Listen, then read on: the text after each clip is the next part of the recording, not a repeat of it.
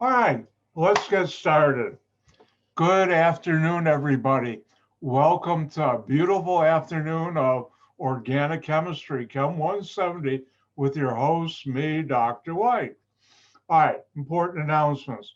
One, on Wednesday afternoon, say about well, we're going to be having class. After class, I will post test number one PDF file as a password protected PDF file, and I'd recommend you download it. And then on Thursday, right after class, within about 10 minutes, I will email each of you the password to open that PDF file. You'll have until Friday, 10 a.m., to upload your answers. Either upload it uh, as a PDF file or upload it as a PDF file. What I meant to say is if you have a printer, print it out and write it on the test. If you don't have a printer, write out the problem numbers. You do not have to write the whole problem out, and write your answers. And then either with your scanner or with a cell phone, take pictures and convert that into a PDF file.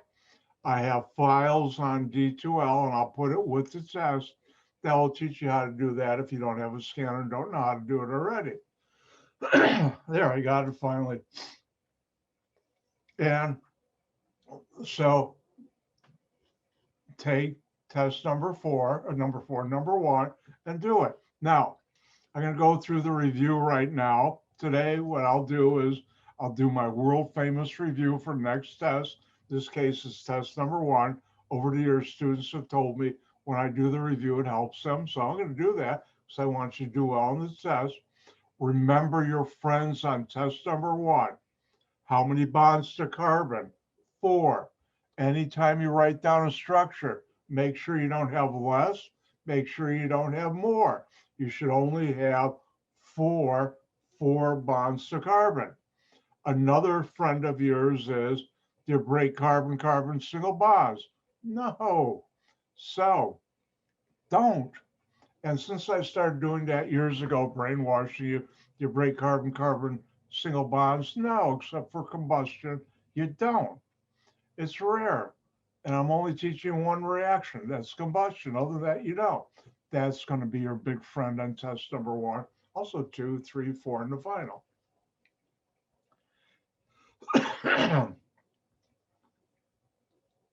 And don't forget, tomorrow night, I will have my office hours. If you have any questions before the test, ask. Now, I've been saying for a long time now, and I practice it, there's no such thing as a dumb question. After I send out the password, if you have any questions about test number one, email me. About every hour, the rest of Thursday night and early Friday morning, I will be checking my email. When we're face to face in a classroom, if a student has a question, guess what? I'll answer it. I won't give you the answer, but I'll help clarify something if you have a question. Be sure to read the questions clearly and know what you're being asked for. That's a big problem sometimes with some students, they don't. All right, what I'm going to do right now is the review for test number one. Anything I show on the slide other than my whiteboard is in a PDF file in the lecture section of D2L. All right, everybody see test number one review on your screen? I assume you do. Let's get started. All right, we start out with hydrocarbons, and you should know a hydrocarbon is a molecule with only carbon and hydrogen atoms. Next, we talked about two types of hydrocarbons. One is saturated, the other is unsaturated. And you should know a saturated hydrocarbon is a molecule, since the hydrocarbon, it has only carbon hydrogen atoms and has only carbon-carbon single bonds. Now, unsaturated is a hydrocarbon. It's a molecule, since it's a hydrocarbon, has only carbon, hydrogen atoms, and it has at least one carbon-carbon double or triple bond that's unsaturated. Now, I won't ask on the test, but you should sort of be familiar. Alkanes, acyclic, A means not in a ring, cyclic, saturated hydrocarbons, and cycloalkanes are cyclic, saturated hydrocarbons. I won't ask you this, but you should be familiar. First of all, I taught you how to draw it. Remember, there's 4 bonds to carbon, and you know how to put the hydrogens in.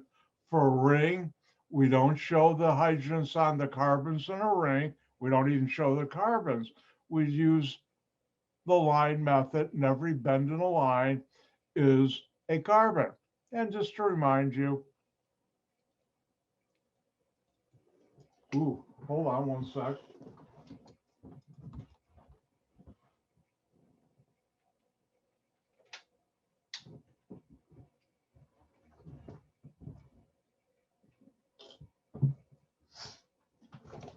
In between classes, I charge up my pen for my whiteboard or tablet.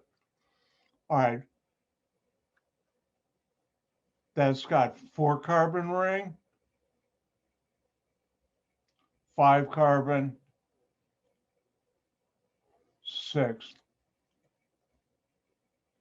And that's how you draw it. And one more, 3.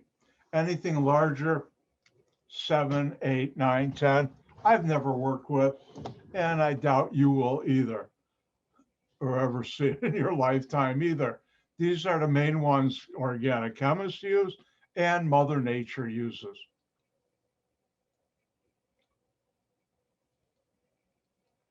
Next, I talked about Iupac. Iupac, well, I'll never ask, but I like to say because I think it's cool, International Union Pure Applied Chemistry, and that's the organization set up by a treaty to come up with the official names for all chemicals, and most of those are organic. Yay! And I taught you the first step, find the longest chain, then name that as an alkane, and you should know the alkane names from 1 to 10.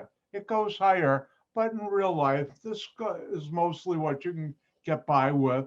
When it goes higher, you do use what's known as common names, and I'll teach you some of those when we get into fats and oils and some other molecules. All right, next, when you have something on the longest chain, and it's just carbon and hydrogens, we call those the alkyl groups. They're called substituents too, and a special type of substituent is the alkyl group. And when you have 1 carbon, CH3, oh, it's your old friend, the methyl group. 2 carbons, ethyl. Now, 3 carbons, there are 2 choices. If it's to the N carbon, we call that N-propyl. If it's to the center of 3 carbons, we call that isopropyl. And for 4 carbons, there are 3 possibilities, but one I have never seen or used in my whole career. So that means you probably won't either, which is why I'm not teaching you. But the 2 important ones, when you have 4 carbons and it's to the N carbon, that's called N-butyl. When it's 4 carbons, 3 to center carbon to a ring or a chain, tert-butyl, or now, as you know, organic chemists are lazy, we really call that T-butyl. Tert, by the way, is short, even that, for tertiary, and I think is shorthand for normal, but I wouldn't bet on that. One time I spent an hour or so on the internet trying to find that out, and I really couldn't, what N stands for originally.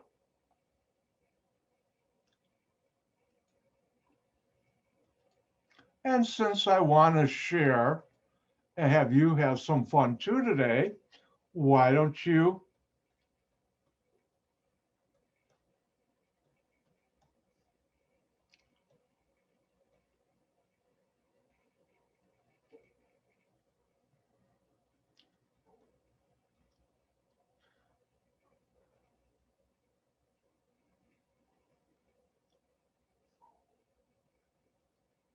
give the Iupac name for the following molecule?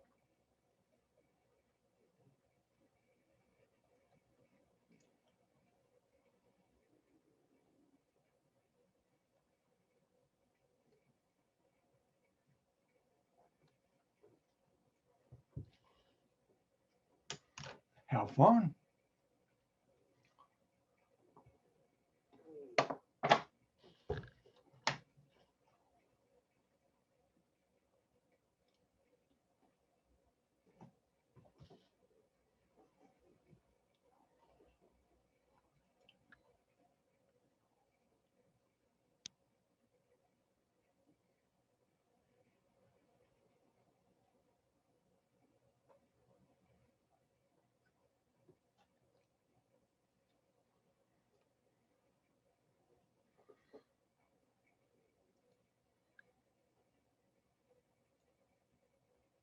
I see one person's done. Don't forget, give me a thumbs up when you're done.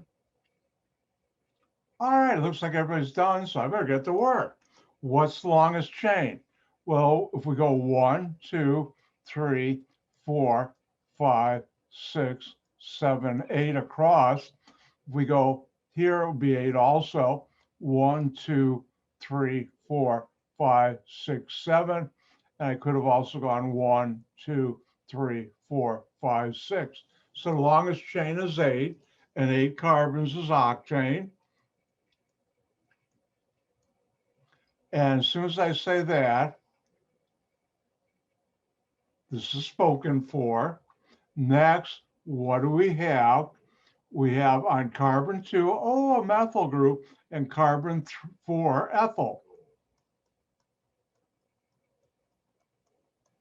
And remember, you only number from the ends of a chain.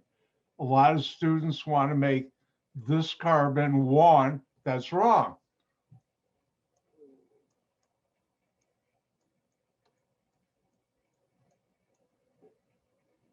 And the correct Iupac name would be 4-ethyl 2-methyl octane.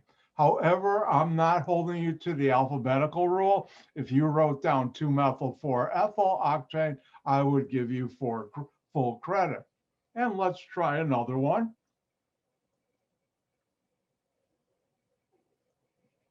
Remember, for rings, it's cyclo, whatever the alkane name is.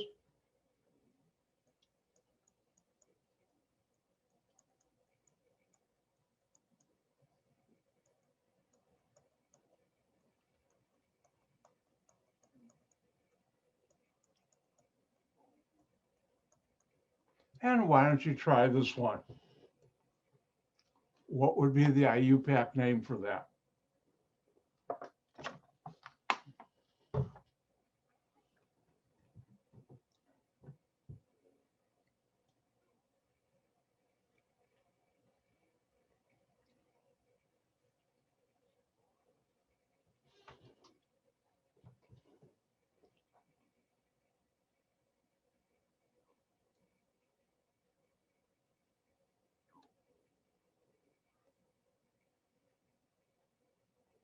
And for those of you who have border collies, try pitching them a cyclohexane ring. Oh, that was an awful joke. And when you're done, give me a thumbs up.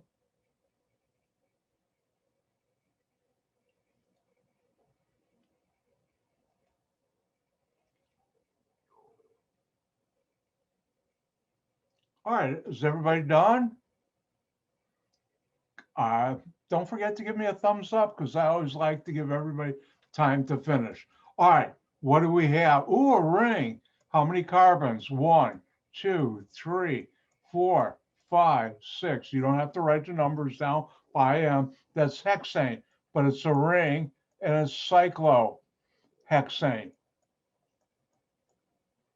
Common mistake on test 1 for rings, students forget the cyclo. And Dr. White, me, marks it wrong because it is. Now, on this carbon, we have 1, 2, 3 carbons to the end carbon. That's N-propyl.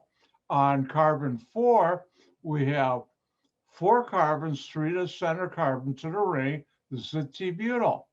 Now, Iupac, the group, the alkyl group with the highest alphabetical priority, gets the lowest number. So this would be 1. You go clockwise or counterclockwise to give the other group the lowest number, other groups. So this would be 1 tert or T-butyl. 4 and propyl cyclohexane. However, if you put the 4N propyl first and the T-butyl second, I would mark that correct. Don't tell the Iupac, please. If you had the number switch, you called it 4T-butyl, 1N propyl, I'd still give it to you, all 3 points. And if you had the numbers and the order switch, I'd give it to you also, even though what I have written right here is the correct Iupac way, because I expect myself to do that. Now, again, remember, for a ring, you need to put cyclo in front of the alkane name. Otherwise, it's not a cycloalkane, it's just an alkane, and it's different. Common mistake on test 1. For cyclohexane, a ring, you need cyclo. Now, there are 2 types of nomenclature questions on test number 1. And the first one is draw the structure. The other one is here's the name, here's the structure, give the name. The other, here's the name, draw the structure.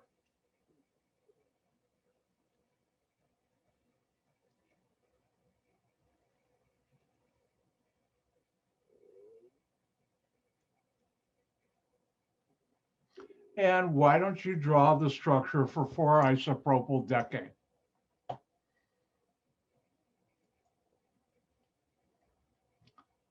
And when you're done, give me a thumbs up, please.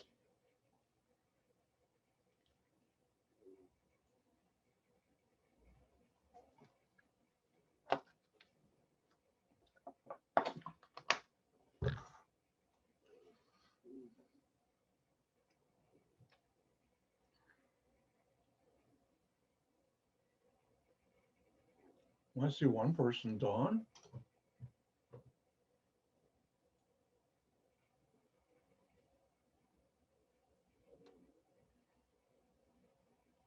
Two. I think everybody's just about done, so I better get to work. How do you decode this? You start from the right and move left. Decane, you should know, 10 carbons, alkane.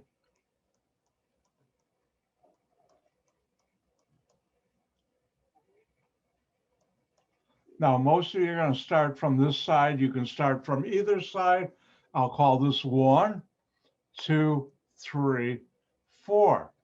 And an isopropyl group, 3 carbons, the center carbon. Then there's 4 bonds to carbon, so I know how many hydrogens to put in.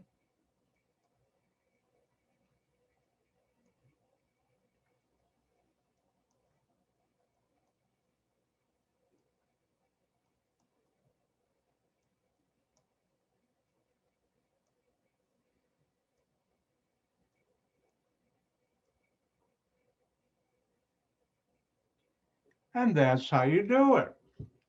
All right, let's continue on. Oop.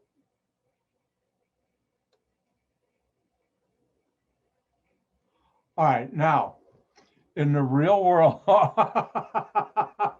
oh, every once in a while, I even spell things.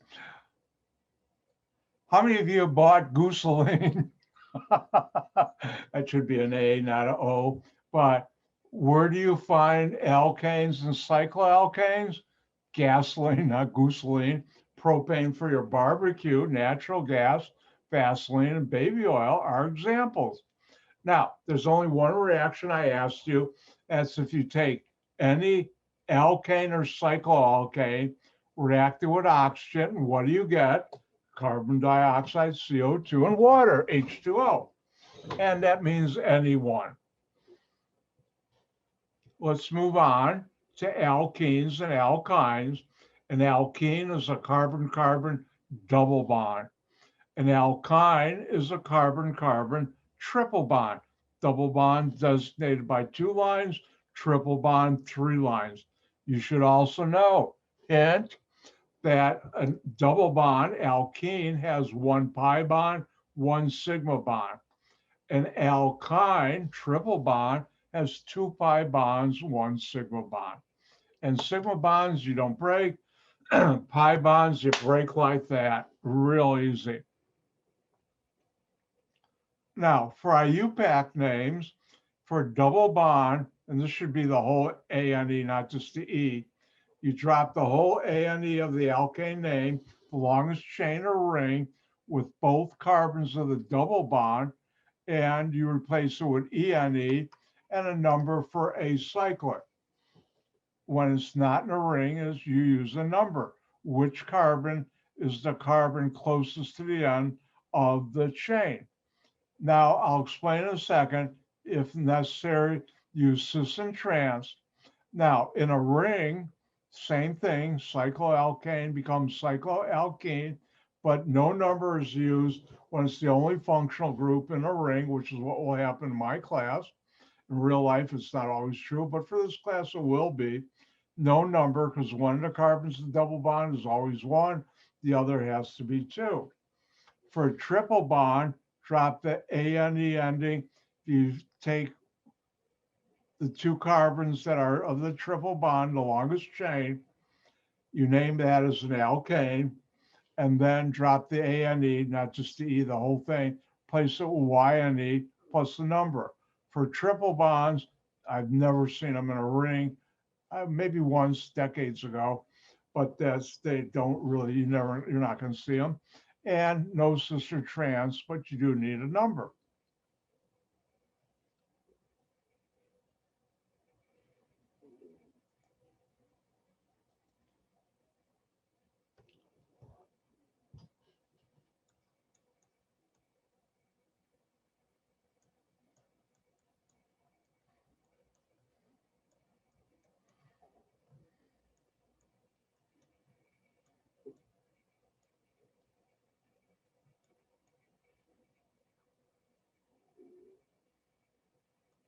And if you look at the screen, hopefully you all see it.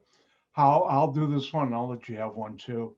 What would be the Iupac name for this molecule? The other friend now I can say, when you're taking a test, or just in general, in organic chemistry, when you look at a structure, look for what's different. Look for what's not a carbon-carbon single bond, what's not carbon or hydrogen atom, because that's where all the action and fun is. Here we have a double bond. How many carbons along this chain? I'm showing stereochemistry, but this is bonded to this, to this, to this, and continuing on. And if I counted correctly, 1, 2, 3, 4, 5, 6, 7, that's heptane, 7 carbons. Drop the ANE, put ENE, because it's a double bond. The lead carbon would be 2. If you went the other way, it'd be 1, 2, 3, 4, 5. So it's 2 heptene. And then if I had a plane, that's this dotted line here, notice my 2 hydrogens are on the same side, and that's cis. When they're opposite side, that's trans. And then as soon as I say that,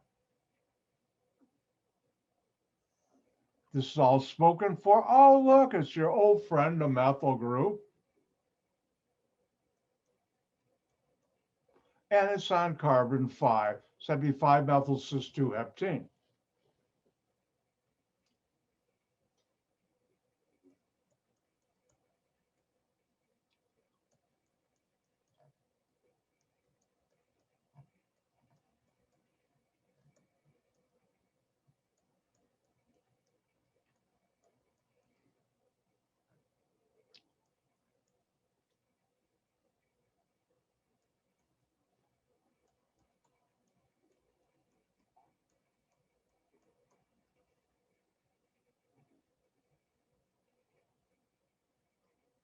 All right, here's one for you to try. Give the Iupac name for the following.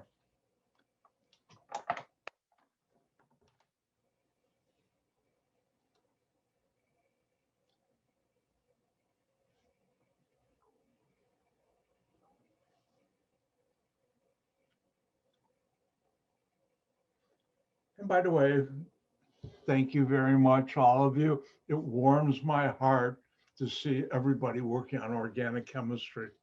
Plus, will help you grade.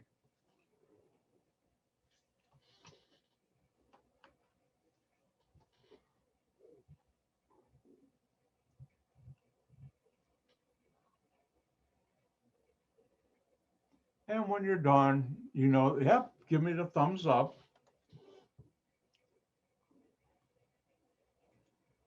All right, I think everybody's done, so I better get to work.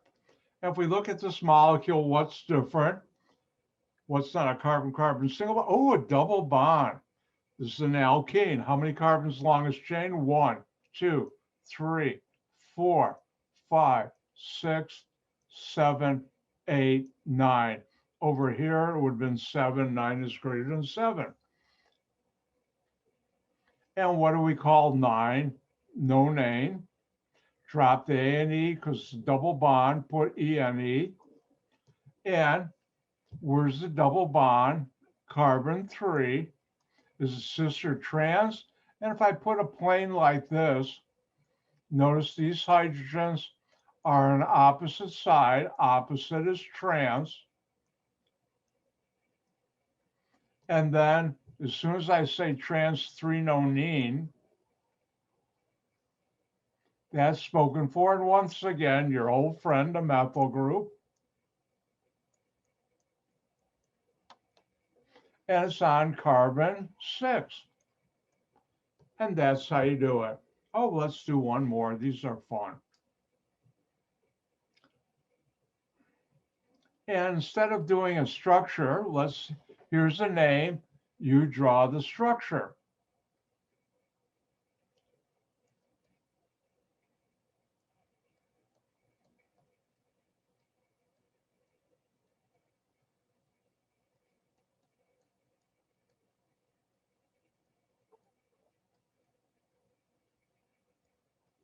And why don't you try this one on your own? Draw the structure for 1-isopropyl cyclopentene.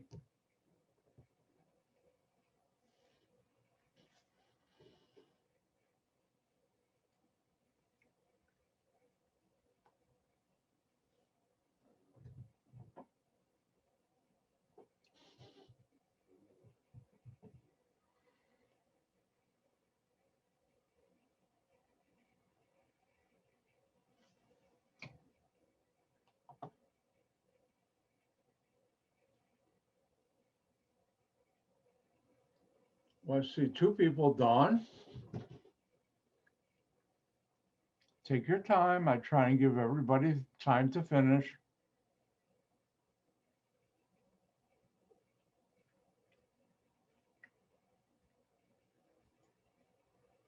All right, anybody need more time? Raise your hand.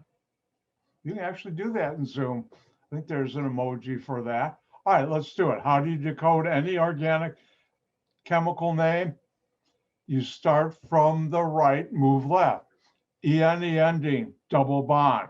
If that was A-N-E, cyclopentane, it's a ring. Did I tell you cyclopentane rings remind me of the little green houses in Monopoly? They do. But anyways, it's got a double bond. I'll put it here. I can put it between any 2 carbons. And carbon 1 is an isopropyl. Doesn't matter which one of these you call 1. Most of you probably would do this. Isopropyl, 3 carbons. And there you have 1-isopropyl cyclopentene. And triple bonds we've already gone through. They're pretty straightforward. Now, reactions of double bonds. You break the pi bond. First one is hydrogenation. You add hydrogen to a catalyst. Catalyst can be nickel, platinum, or palladium. You break the pi bond. Each carbon of the double bond gets a hydrogen. Do you break carbon-carbon single bonds? No.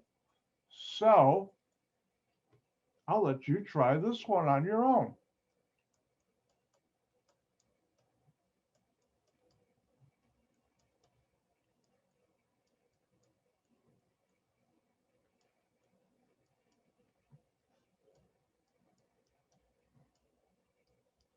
Have fun. Give the organic product or products to the following.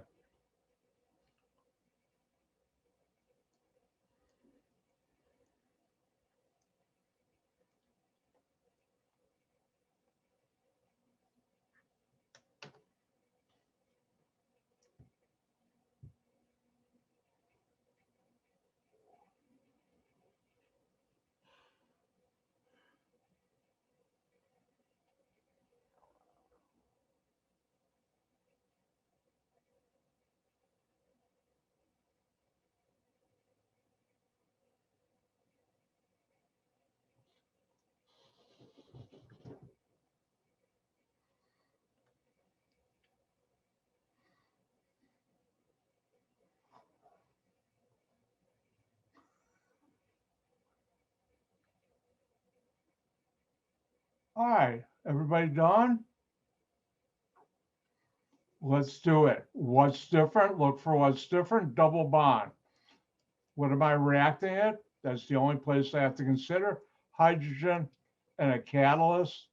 Remember, the catalyst can be nickel, platinum, or palladium. In this case, it's nickel. Break the pi bond, each carbon gets a hydrogen. Do you break carbon-carbon single bonds? No. So I have 1, 2, 3, 4, 5 across.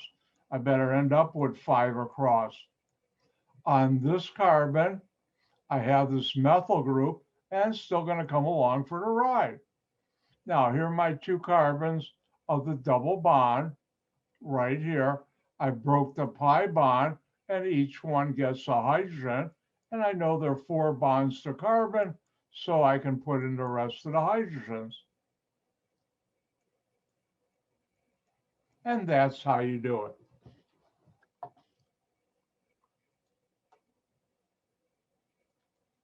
Now, if you have a double bond reactor with a halogen, remember X is our abbreviation for halogens. X2 is halogen gas. That's how it exists in nature. And X for this reaction can be fluorine, chlorine, bromine, or iodine. And for that, you break the pi bond, and each carbon of the double bond gets a halogen. Now, both of those are symmetrical addition. You add the same thing to each carbon of the double bond. Now, what happens when it's unsymmetrical? Take a double bond, react it with acid HX, where X in this case is chlorine, bromine, or iodine. Then one carbon gets H, the other gets X, and it follows Markovnikov's rule.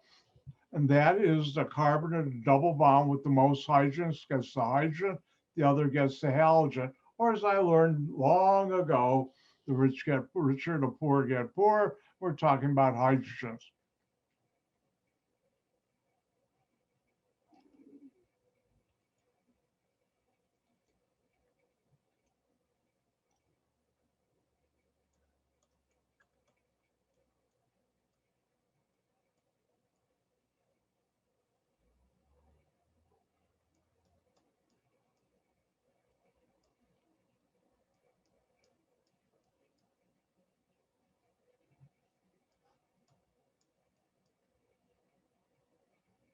And why don't you try this one for your fun and enjoyment on this sort of cloudy afternoon? And I hope we get some more rain, but not any tornadoes like some of my students at the other school weren't in class yesterday because they had lost power. If you don't have power, guess what? You're not going to get on the internet, at least from your home.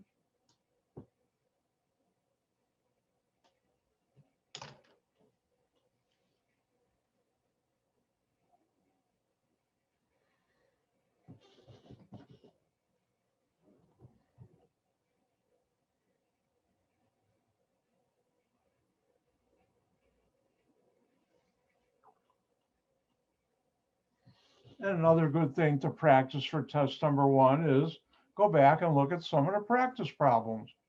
After test number 1, you'll figure out why they're practiced. All right, I think everybody's done. Let's take a look at this. What's different? Double bond. Nothing else in the molecule catches my attention.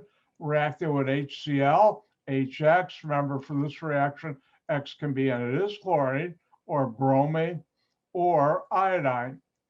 And what happens? You break the pi bond, one carbon gets H, the other gets X, and it follows Markovnikov's rule. The carbon of double bond with the most hydrogens gets this hydrogen, the other gets the halogen. This has one, this has two hydrogens, which is the greater number, and hopefully I'll pick two. Do you break carbon-carbon single bonds? No, 1, 2, 3, 4. Methyl group is still there. Here are my two carbons of the double bond. The hydrogen goes to that carbon. The halogen, which is chlorine, goes to the other one. And I know there's 4 bonds to carbon.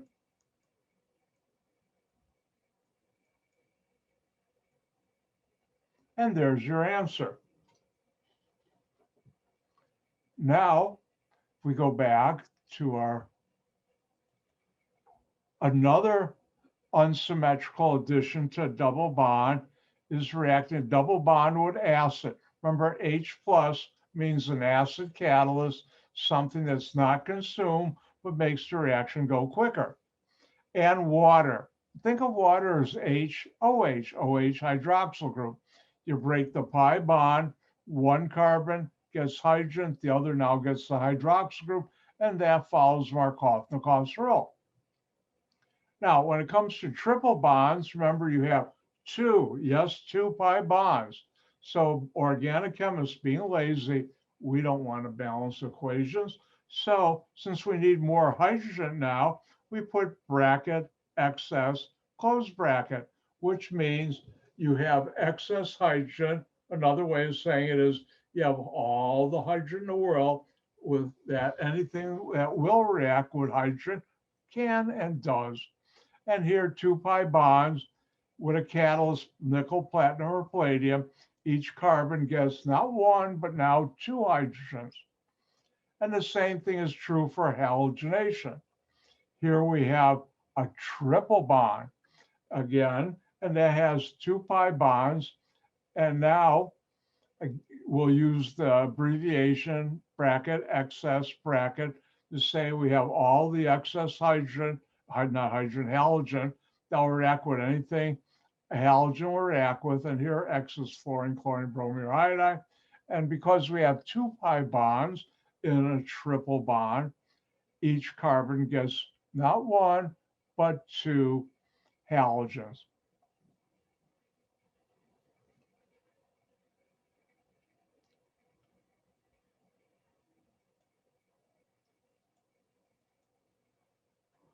Remember, every line like this in a carbon-carbon single bond is 2 electrons. Therefore, a triple bond would be 6 electrons, 3 lines, 2 pi, 1 sigma. And a double bond would have 4 electrons. That's something you should know.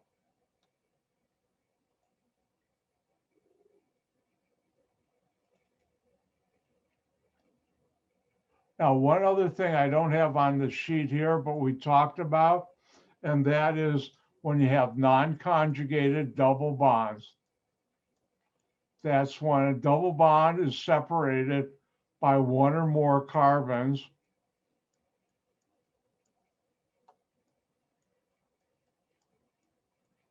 such as this molecule.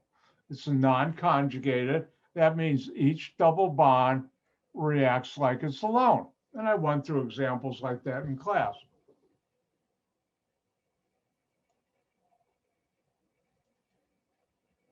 Next, I started talking about aromatic compounds. And aromatic compounds are compounds that have special stability and originally came from, isolated from spices and herbs, stuff that had a very strong aroma. And the simplest aromatic compound is benzene. Remember, benzene can be written any of these 3 ways. Dr. White likes the first 2. I just think it looks cooler, but any 3 is correct on a test. and benzene is both the common and Iupac name. Now, common mistake on test number 1.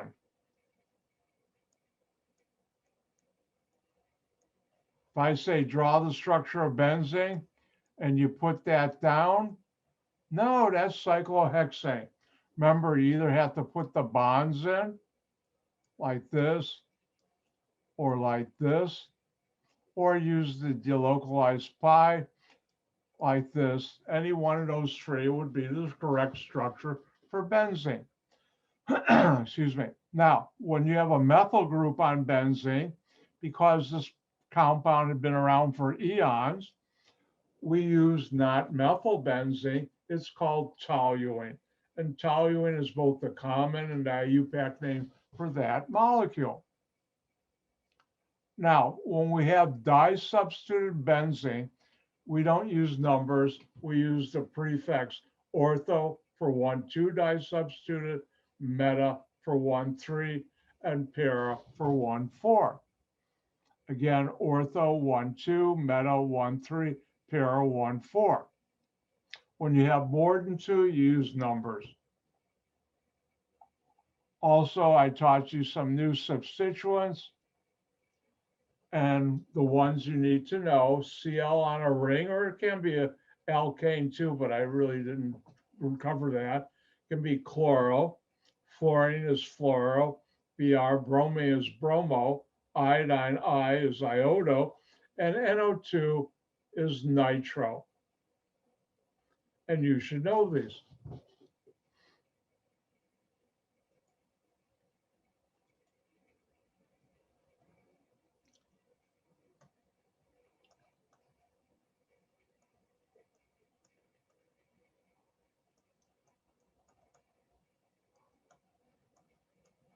And the question is, what's the Iupac name for that molecule? And I'll let you try that.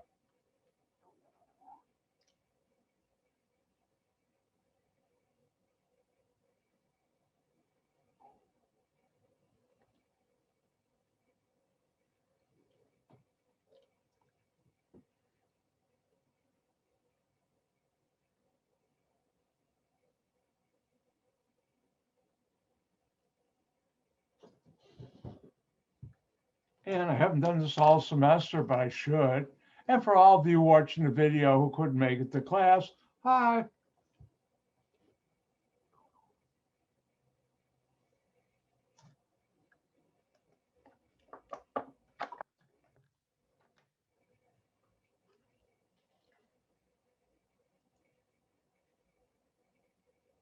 And don't forget, give a thumbs up when you're done.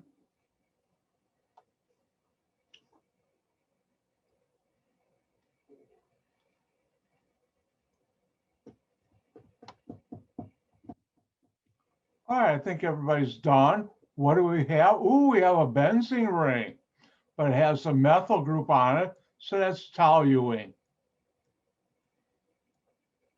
NO2 is a nitro group, so this is nitrotoluene. And this is 1, this is 2, or either way, you can call this 1, that 2, and 1,2 disubstituted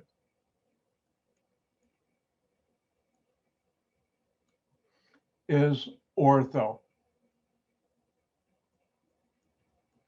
So this would be ortho nitrotoluene. Remember, 1,3 disubstituted is meta, and 1,4 disubstituted is para.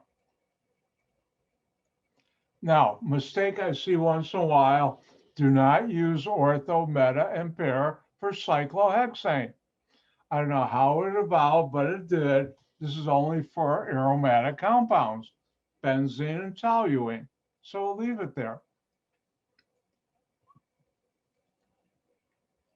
Now, reactions of benzene, you don't break the carbon-carbon double bonds in a benzene ring because you lose all the stability it has. So it doesn't happen.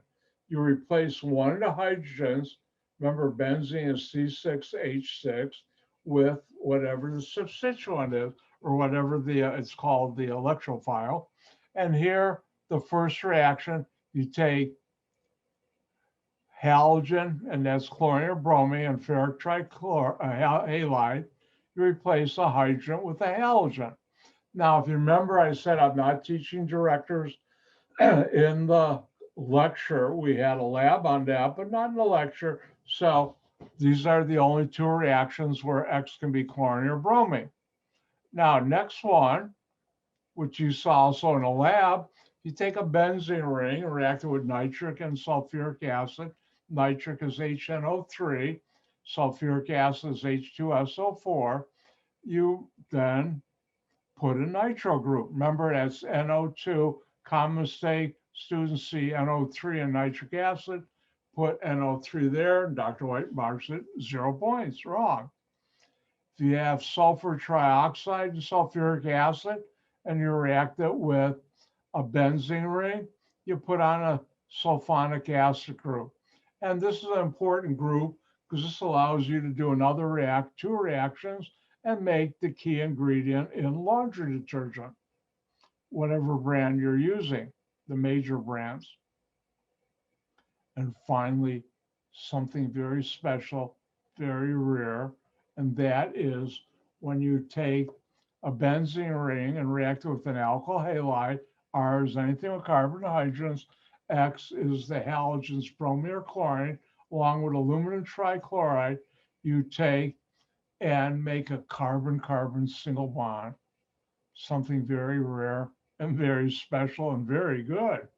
And the carbon on the R group with the halogen is the carbon bonded to the benzene ring. Again, the carbon in the R group with the halogen is the carbon bonded to the benzene ring. And as I mentioned on test 1, there'll be only one synthesis problem.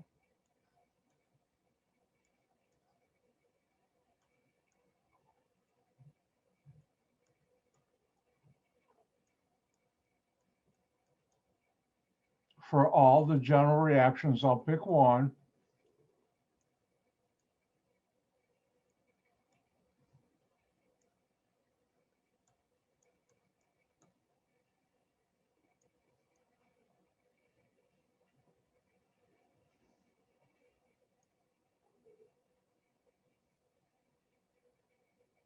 And why don't you do that one? What would be the two things you react with aluminum trichloride to make that molecule?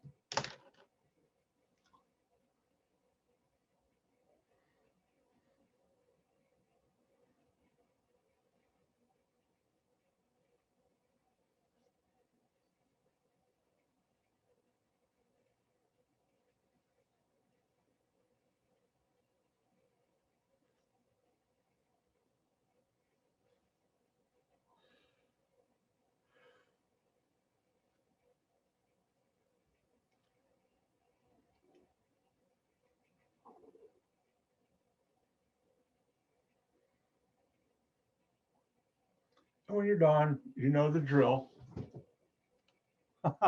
I've got you trained. All right, let's do this. In the classroom, I'd be able to watch your faces. And I'd also say when you're done, look up and smile, but you don't have to. I can tell when the class is done. But what's different? Ooh, a benzene ring, but it also has an R group on it. So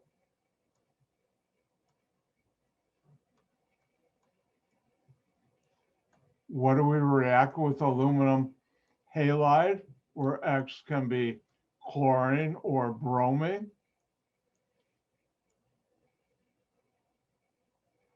We react benzene. Don't forget the lines or circle inside the ring, plus an alkyl halide. The carbon with the halogen is the carbon bonded to the benzene ring. So one of these question marks is benzene. The other is the T-butyl group, one of my favorite. And the carbon that's bonded to the benzene ring, that one, will have, in this case, the XCl, this.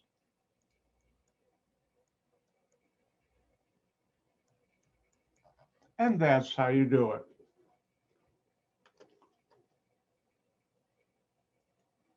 All right, anybody have any questions?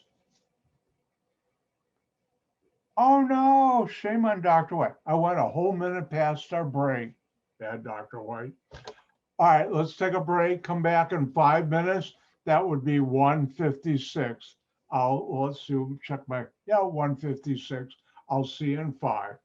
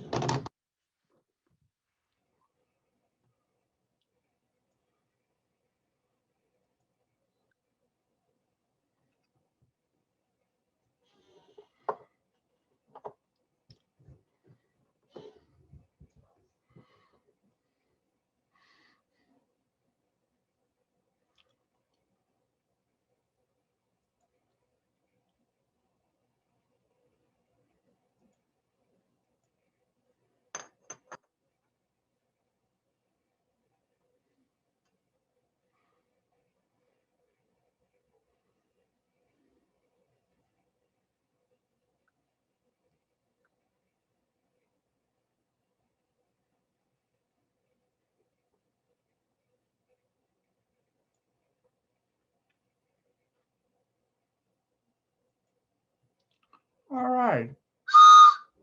Let's get back to work, everybody.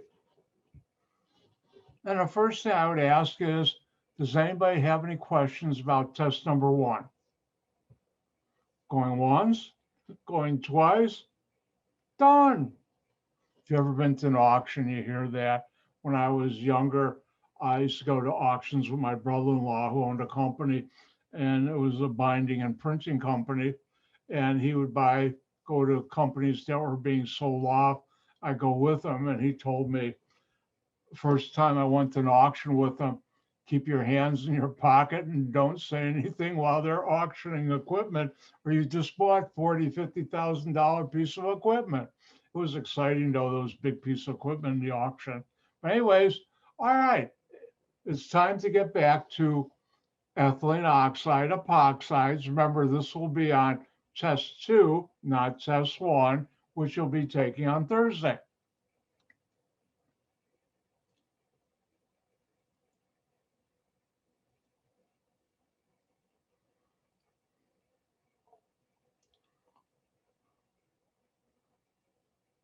Let me just close a few things here.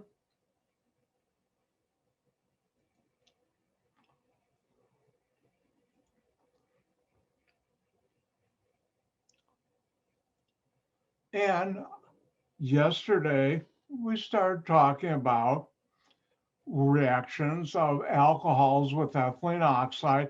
This is an epoxide. And what happens is you break the carbon-oxygen bond, this 3-membered ring, 2 carbons, 1 oxygen, 3. And the hydrogen from the alcohol goes to the oxygen. This OR called alkoxy gets bonded to the carbon, and you form a ether alcohol. And I should mention, through the semester, there are a couple of reactions that probably would be cruel and unusual punishment as I put them in as synthesis, which is still outlawed by the Supreme Court. I can't do that as a student. So this reaction I will never put as a synthesis, but I will ask you give the product or products.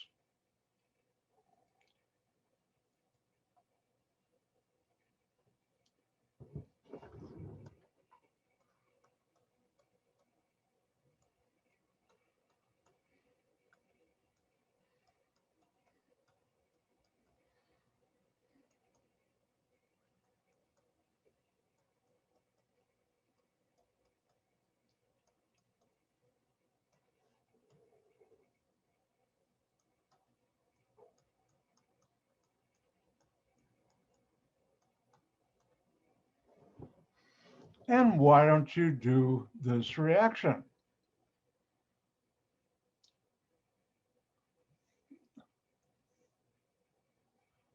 Let me rewrite that.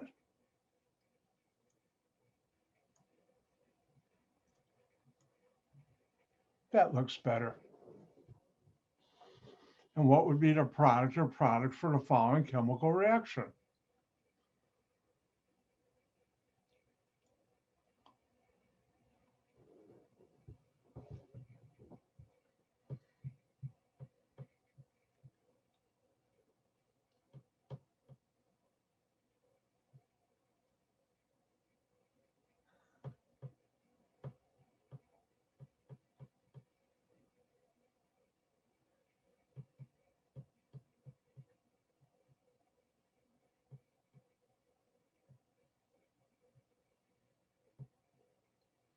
Hey, Matt, isn't it interesting with border collies, with tennis balls or other toys, their battery never runs out?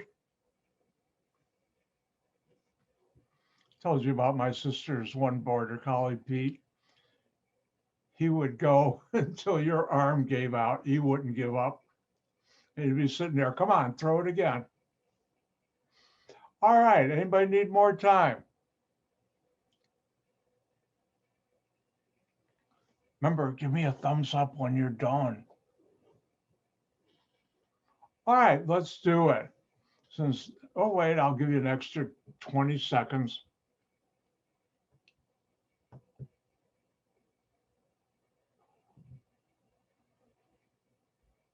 That's about 20. Now, I've been training you to not fall for the chemistry instructor's trick on a test. Put a big, scary molecule, and students who don't know what's going on, how to look at this, go eek. Hopefully, you won't go eek on a test, but look for what's different. What's not carbon, what's not hydrogen. Oh, oxygen with a hydroxyl group on a carbon. This is an alcohol. What's different here? Ethylene oxide.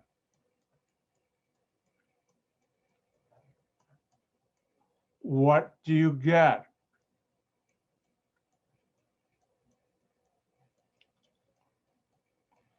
This ether alcohol.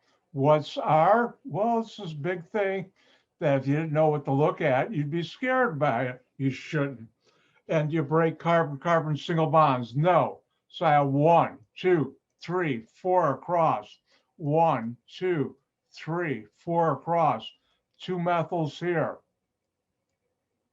Think about it. 6 months ago, you wouldn't know what I meant by a methyl group. Now you do.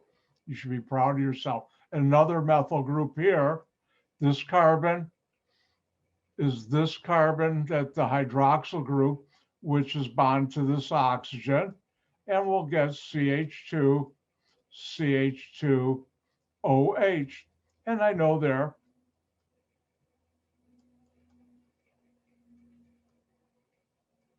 Four bonds to carbon. And that's the molecule you get. Now, that's the reaction to make these ether alcohols. And they're very important compounds in our daily life. I talked about how when R is a butyl group, N-butyl, can be used either an oven cleaner, which is good, or as an oil dispersant that was used in the Gulf of Mexico for the Deepwater Horizon oil spill, which was not good, really not good. But a lot of these are very important and they find their way into our daily life, like in things like air conditioners, shampoos, other personal care items. Now, I'm going to do something right now on the whiteboard. You don't have to copy this down. Trust me, I'm a chemist. Did that work? All right, let's look at the following.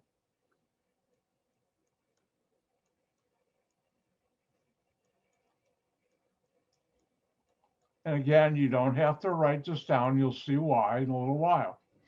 Well, if I take this reaction, what's the product? Oh, alcohol plus ethylene oxide. And what do I get? I get this polyether, not polyether alcohol, just an ether alcohol. Got ahead of myself. What's our methyl? So this is the molecule I'll get.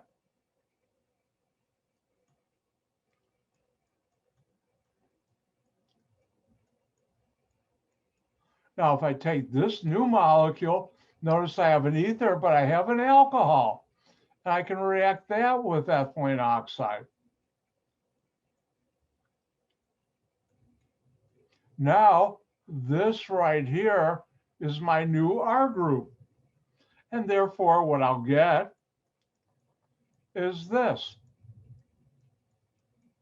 Here's my R group, oxygen, CH2, CH2, OH. And that's what you get. Now you have a polyether alcohol, poly meaning more than one. Here's an ether, here's an ether, here's our alcohol. Now in this new molecule, I can react that with more ethylene oxide. Because this is my R group and here's my alcohol. And what do I get?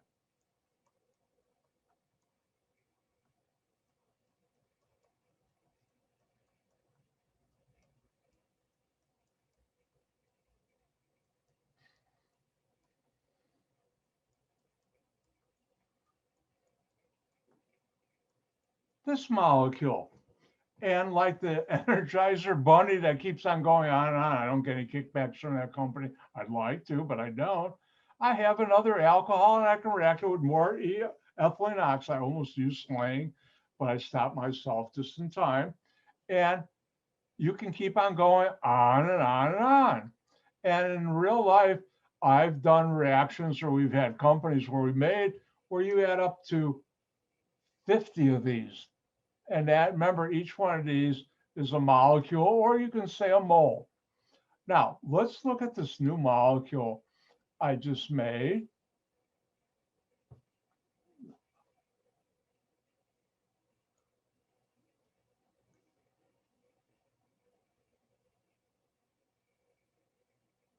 And if we look here, notice I have one group.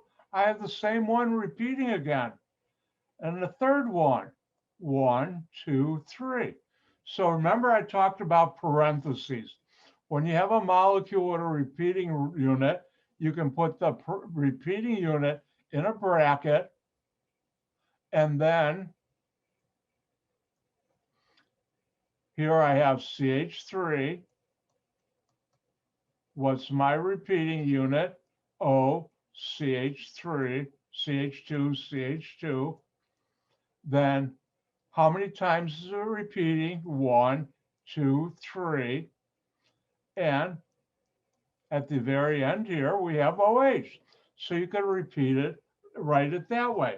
Now let's look at this number on the outside right lower script of the bracket. It's 3. Now, if we come back up here, how many times did we add one molecule or mole of ethylene oxide? 1, 2, oh, look, 3. So that number right here corresponds to how many times you added ethylene oxide, which brings us to the next reaction.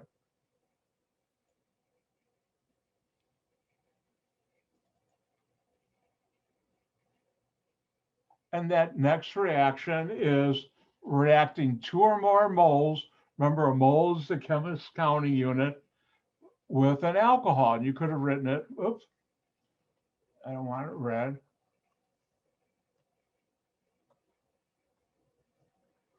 Like this.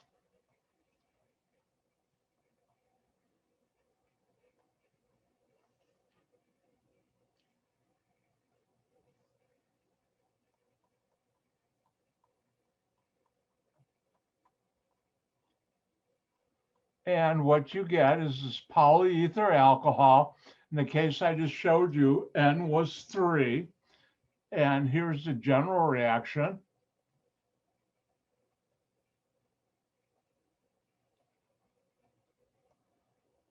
Now, common mistake students make is they put the hydroxyl group inside the bracket, and that's going to be wrong.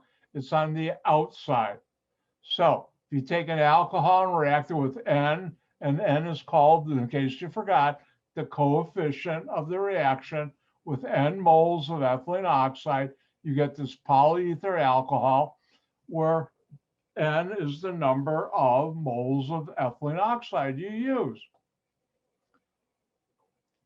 Good news, this reaction that I just showed you, I will never, ever put a synthesis problem on the test, but you will have to know how to give the product or product.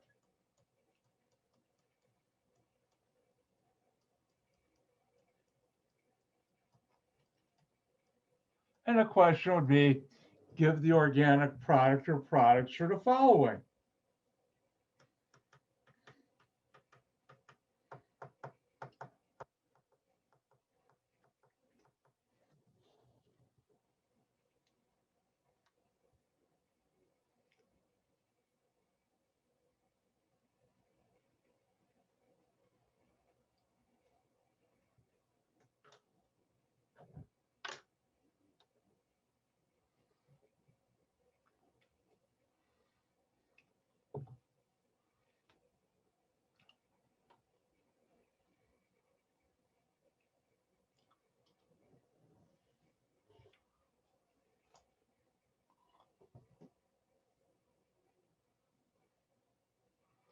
All right, looks like I'm seeing some thumbs, so you people must be done. I better get to work. What's different right here? Carbon-carbon hydroxy group on a carbon, alcohol. This is my R group. Ooh, 5, that's unusual. I use the letter N, ethylene oxide. What do you get? This polyether alcohol. The repeating unit is O, CH2, CH2, N, and outside the bracket is hydroxyl group. What's our T-butyl? I have my brackets, O, CH2, CH2. What's N? 5. And then outside the bracket is the hydroxyl group. And that's the molecule you get. Oh, let's do another one.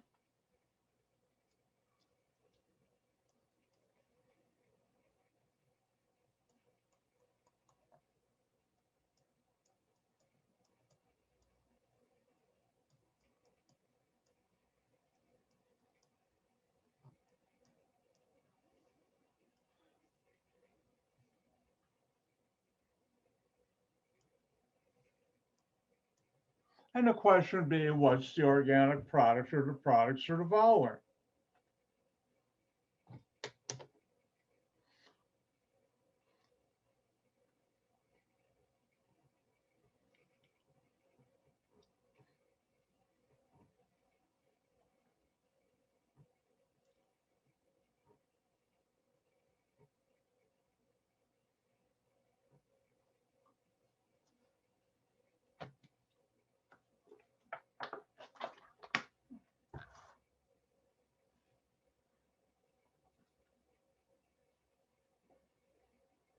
Now, it turns out this reaction combined with another one is used to make the key ingredient in your liquid hand soaps. And also if you buy, what do they call them? Body washes for your shower, the liquid hand soap in the bath. When you take a shower, I still like the bar. Yeah, but this reaction is used for that. All right, I think everybody's done, so let's do it. What do I have that's different here? An alcohol. How do I know that? Look for what's different. What's on a carbon-carbon single bond, carbon or hydrogen, hydroxyl group on a carbon, alcohol. Ooh, number 8, that's unusual. And I have ethylene oxide.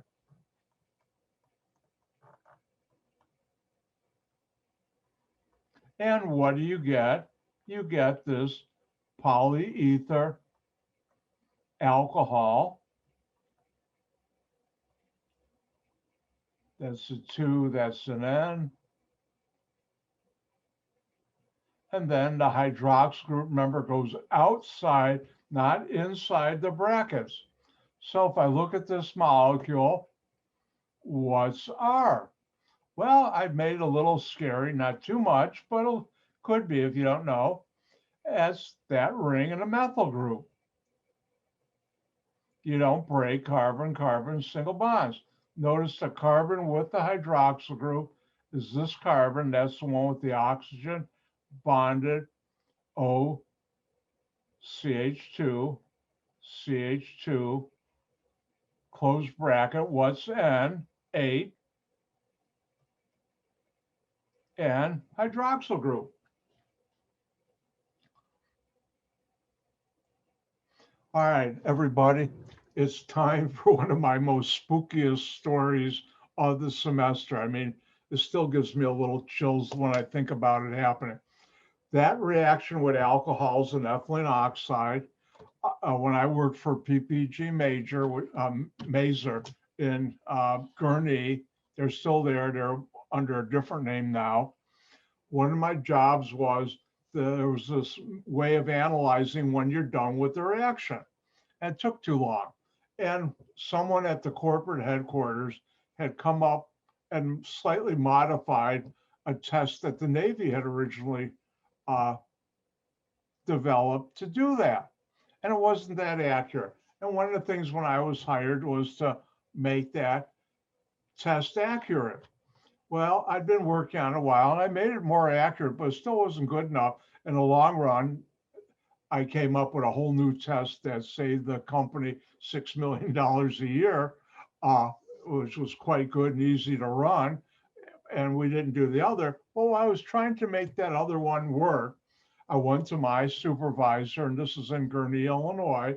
I said, I really need to talk to the person who came up and modified the original Navy test because I got some questions. So my boss said, all right, you need to talk to Dr. Dahmer. And immediately, and I've done this throughout my life, I say something in jest, which is really true or comes out to be true. And I said, that's not Jeffrey's father. And my boss said, yes, and please don't bring it up with him. And every time I talked to Dr. Dahmer, in the back of my head back here, it was saying, ask him, where did he go wrong with his son? What happened? I never did. He was a very nice man. I never met him face to face, always talked to him on the phone. And then later on, as you know, his son was killed in jail. For those who don't know who Jeffrey Dahmer was, very, I guess the proper term is heinous person who killed a number of people and then, I guess, chopped them up and put them in his refrigerator and freezer. I don't know if he ate them or not. I don't remember. Yeah. But anyways, it was a spooky talking to his father. And later on, I saw him on TV, his father, where they were interviewing him. And it was a sad situation for him, I'm sure. But anyways, that's my claim to fame. Now,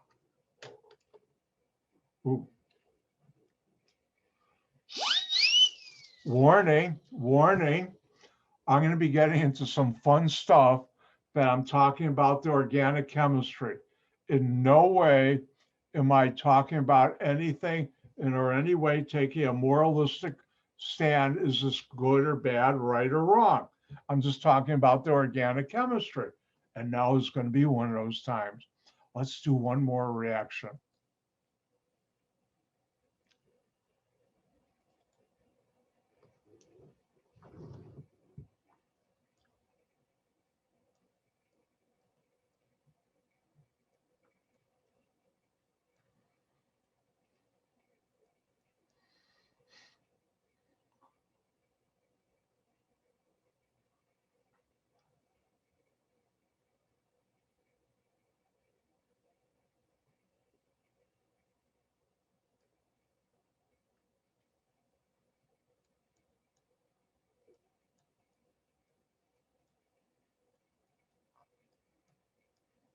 Now, I'm going to help you out a little. Will ethylene oxide react with a benzene ring? And the answer is no. Will it react with a large R group? No. Will it react with an alcohol? The answer is yes. So why don't you go ahead and what's the product of this compound with this? 9 moles of it. Your turn.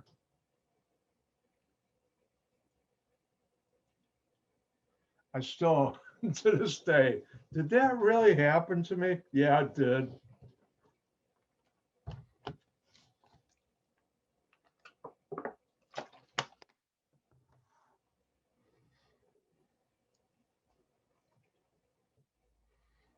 I see one person, now, doesn't it feel good you can do these things, everybody? It's allowed to smile in my class. Aren't you glad you're not sitting there totally lost and like, all right, when you're done, give me a thumbs up.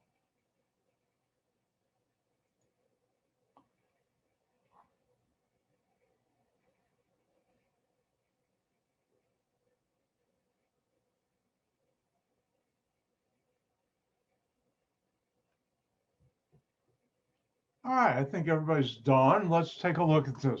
If we look right here, well, this is an alcohol because the benzene ring will not react with ethylene oxide. That's one of the beauties of functional group chemistry. If you have 2 functional groups and one of them won't react with the reagent, guess what? It's not going to change. It won't react. and I'll call this R. I have ethylene oxide, alcohol, plus N moles ethylene oxide. And what do you get? You get this polyether, poly meaning many, alcohol. Well, in this case, what's R? By the way, this is called, and I haven't taught you that, a nonal group. 9 carbon straight chain and nonal, actually. But you'll still have this. I can write it properly.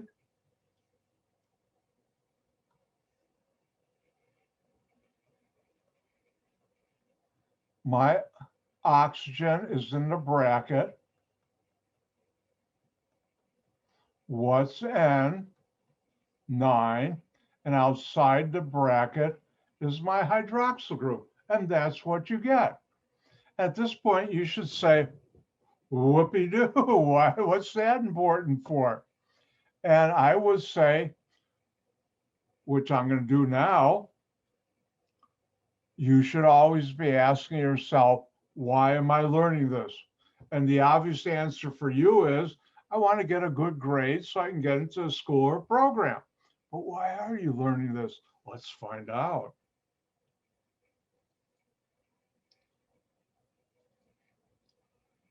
Now, it turns out epoxide derivatives, molecules that are made from ethylene oxide plus many moles of ethylene oxide, are used as surfactants, surface active agents. One of the interesting surfactants is a spermicide. And this is the structure of the spermicide. It has a trade name, nonoxyl 9, 9 moles of ethylene oxide with nonal phenol. And you just made that. You take nonal phenol, which you can buy, and react it with 9 moles of ethylene oxide, and you get nonoxyl 9.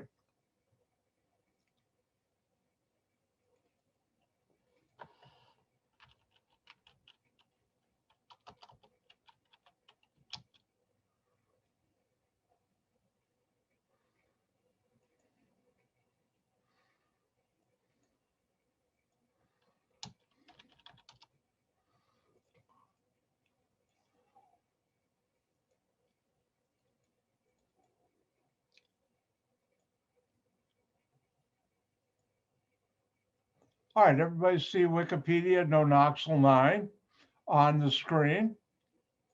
And here's the structure. But remember, every bend in a line is a carbon. So these are 8 CH2s plus a CH3 to nonal group. Benzene ring, O, CH2, CH2, 9 moles, OH. And this is nonoxyl 9. Now, nonoxyl 9 is a spermicide. In other words, it kills sperm. And where is it used in? Contraceptives. The main use is prophylactics as a as a spermicide. And if you go out and buy, and I'm not in any way telling you should, if you go out to a local big box store, and one of my things I like to do when I have time on my hands is different new items or other things, I'll go look at the labels. And if you happen to go look at, say, in Walmart or Target, where they sell the condoms that are lubricated, they have the spermicide also, and you'll see that's nonoxyl 9. And that's what it's used for. It's also used in cervical sponges as a contraceptive, and they use that also to kill sperm. And I guess I read somewhere, and I'm no expert in this, I'm not a medical doctor, but somehow sperms like to move, and the nonoxyl 9 stops them from moving. So they can't go where they shouldn't want. You don't want them to go. Is that the way? I don't know, but I think I've read that somewhere, but don't quote me on it. Now, let's go back to that. Now, it's not only used for that, but it's also used as a lubricant in shaving cream. which explains why men's faces don't get pregnant. Now, another one is it's used in certain products for poison ivy cream because that is a surfactant and it helps break up the chemical in poison ivy that gives you that rash and makes you want to rip your arms apart. So molecules can have many different uses, and you've learned how to make it. And that's how you'd use an alcohol with N moles of ethylene oxide. This reaction, like the other ethylene oxide reaction, I will never put on a test as a synthesis. I will give the product or product. Oh no, look what happened. We're at the end of a chapter. It's new functional group time. And Dr. White's really excited. In fact, I have to warn you, this next new chapter, if it looks like I'm having way too much fun, I am. Now, how many of you have heard of the term comfort foods? I think most of you have. One of my comfort foods is Lay's potato chip, the sour cream and onion. Oh, and Doritos too. Those things just evaporate. You open a big box, a bag in my house, and I don't know why, but within a short period of time, it's gone. It's evaporated away quickly.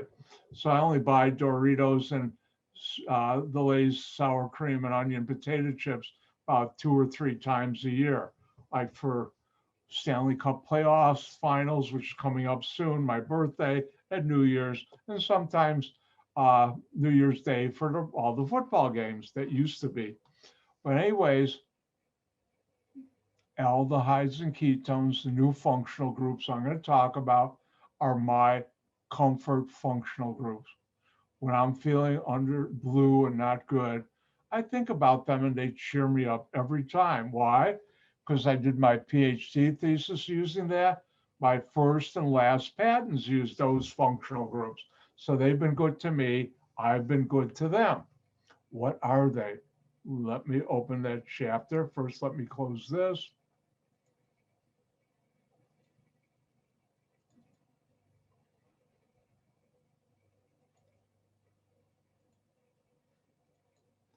And it's time for Dr. White's favorite functional groups. The first one is an aldehyde.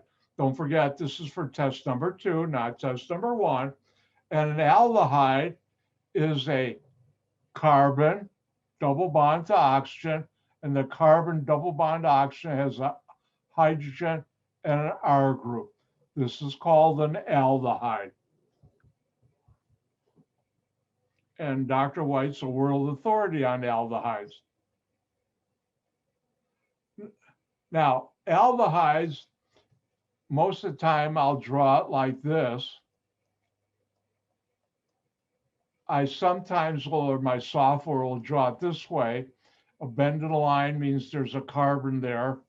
And it shows, since this is a double bond, the bond angle here and here and here is 120 degrees, just like in a carbon-carbon double bond. But the oxygen is different. There's nothing else can be bonded to it. Now, another way to write an aldehyde that I'll stay away from until we get to sugars, because my drawing software writes it that way, is this way. This is the same as this. And another way, which you rarely see, you could write it this way. And this is also an aldehyde.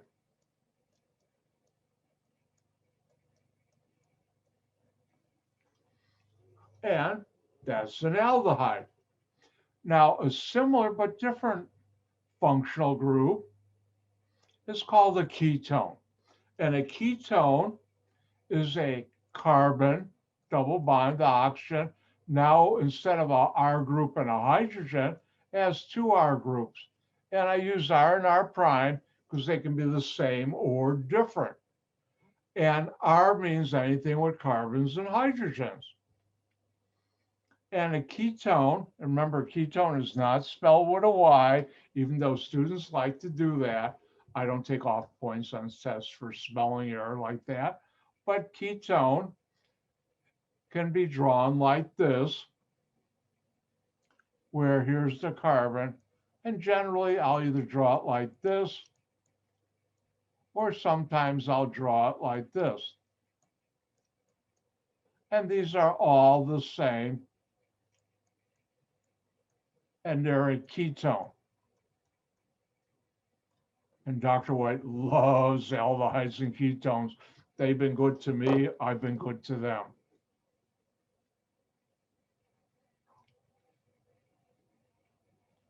Now, we'll be going through some reactions where both ketones and aldehydes give the same kind of product. The only difference is in an aldehyde, R prime is H, and a ketone is carbons. Now, one way of designating this is this way. Another way, which I use more often, is this. If R prime is hydrogen, it's an aldehyde. If it's carbons, it's a ketone. And I'll remind you when I do this what I'm doing. And remember, R can be either alkyl, cycloalkyl, or a benzene ring, aromatic, and we call that aryl. And the same thing is actually true for an aldehyde. The R can be an aryl group too. So let's look at something very important. If you look at an aldehyde,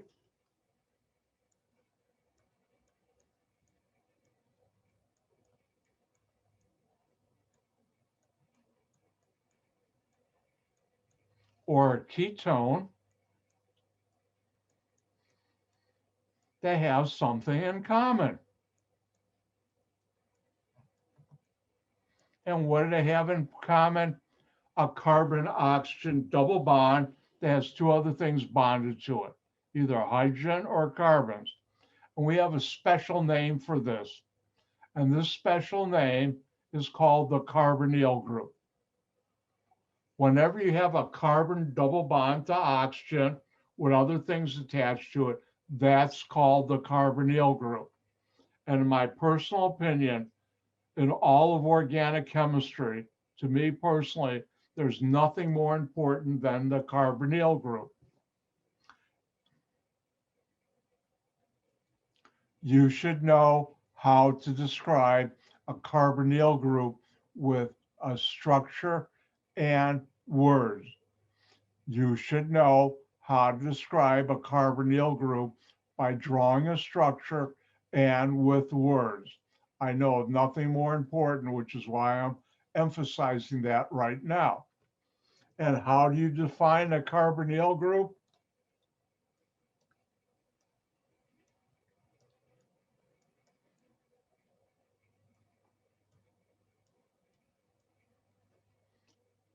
You draw it carbon double bonded with two other things bonded to it. How do you describe it? Carbon or carbon atom.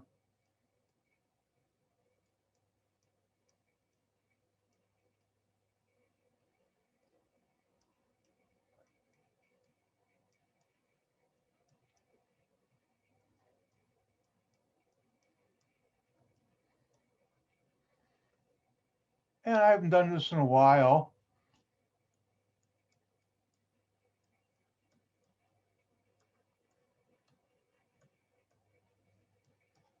I'm going to be subtle.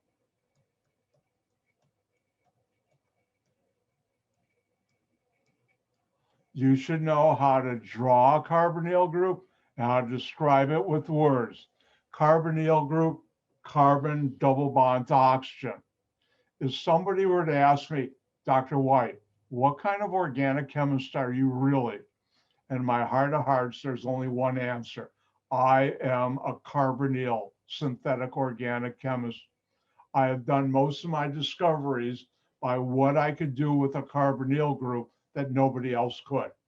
And they are so fun to play with and so wonderful to use. Carbonyl group, carbon double bond to oxygen. Now, it's time to scare you people. Everybody, oops, what happened? There we are. Everybody, touch your skin. Go ahead. Hopefully it won't hurt. Come on, do it. What you're feeling is your skin is made up, I'll teach you later, proteins.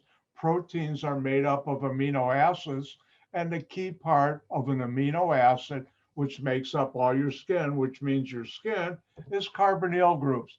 If you had X-ray eyes and you were Superman or Superwoman, not to be sexist, you could look at, oh, I can see the carbonyl groups. They're there, and they're helping keep your skin together, or the amino acids that keep your skin together. Carbonyl groups are everywhere.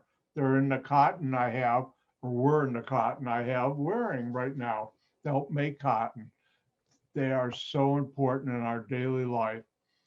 Carbonyl group, carbon double bond to oxygen.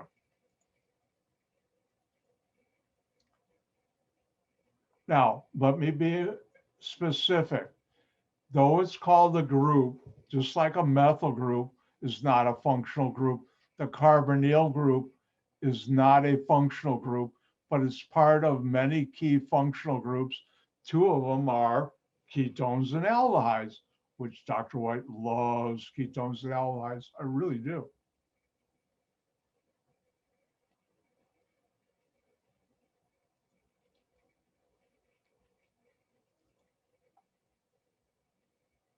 Now, how do you name them? And yes, Iupac has nomenclature rules for aldehydes and ketones.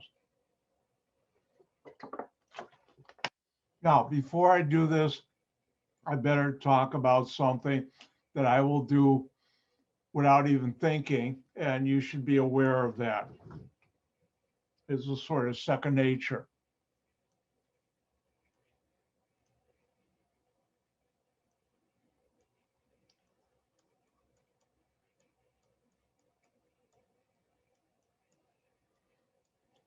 Now, what do we have here? This is an aldehyde.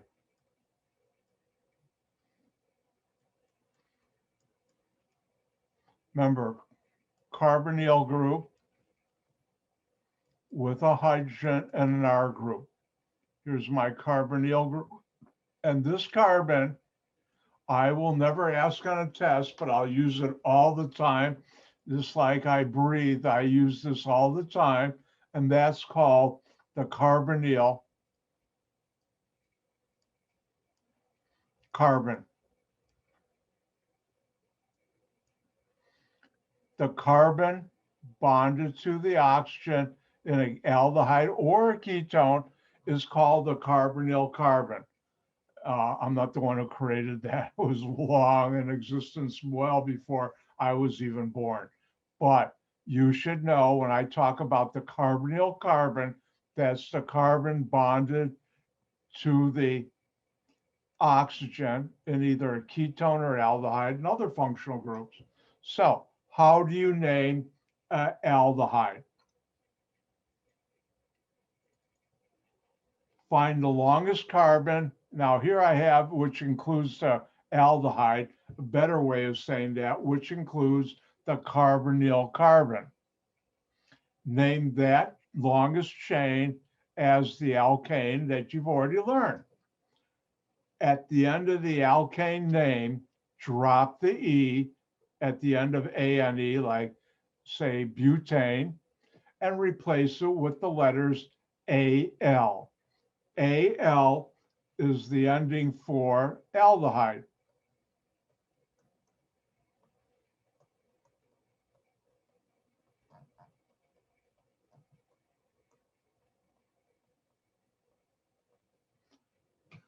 Now, in case you don't know, everybody knows carbonyl compounds rock, they rule. And in aldehydes, the carbonyl carbon, even with other functional groups, is always one because they rule, they rock. And therefore, since it's always one, you don't use a number because everybody knows it's always number one in an aldehyde. and you name a number of the other substituents as we've already done. With the carbonyl carbon, the carbon double bond oxygen is carbon 1. And that's how you do an aldehyde. Now, you can't have an aldehyde in a ring, so I don't have to cover that. It's impossible. So let's look at this example again.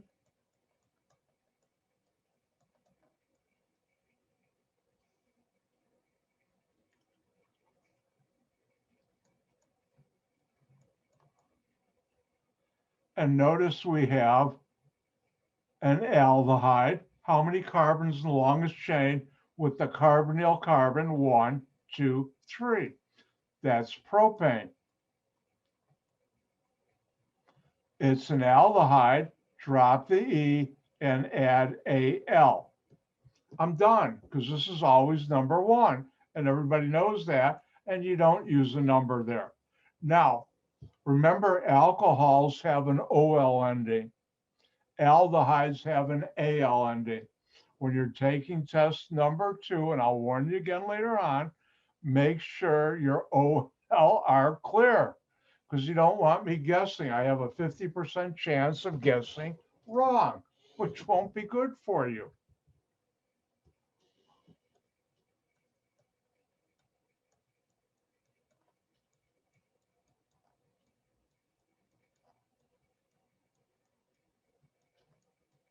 And why don't you try and name this compound?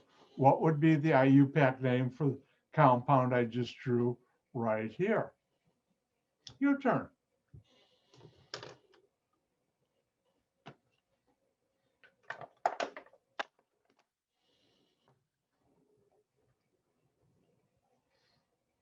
Oh, I see one thumbs up. Don't you feel good you can do this? I see some more. I hope you guys are feeling good too.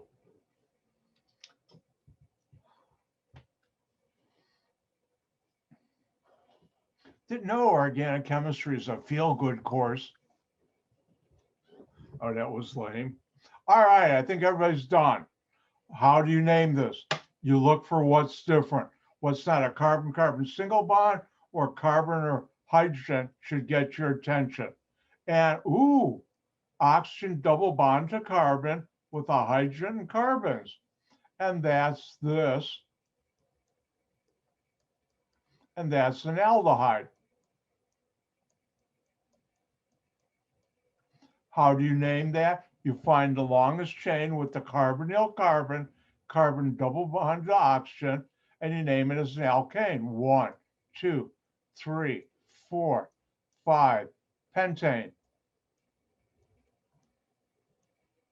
Aldehyde, drop the E, add Al, pentanal. This is number 1. Everybody knows that, so you have no number. I'm done. This molecule, the Iupac name is pentanal. If I look at the time, oh no, time flies when you're having fun with ketones and aldehydes. It's time for a break. I'll see you in 5 minutes at 2:50. Have a nice break.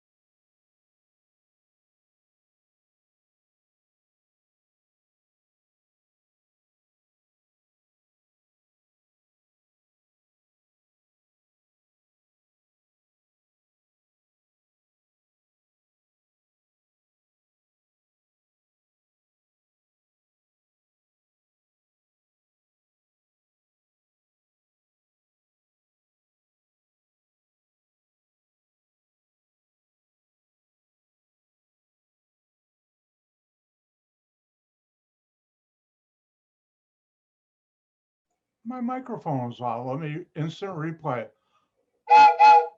Time to get going. All right.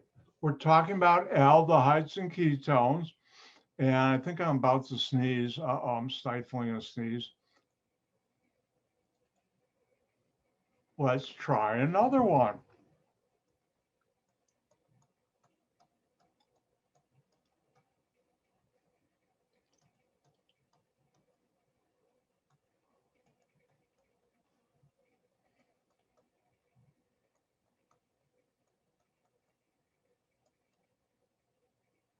Oops. That's better. Sorry about that. And say hello to an old friend of mine, very old and dear friend of mine. And what's the Iupac name for this compound?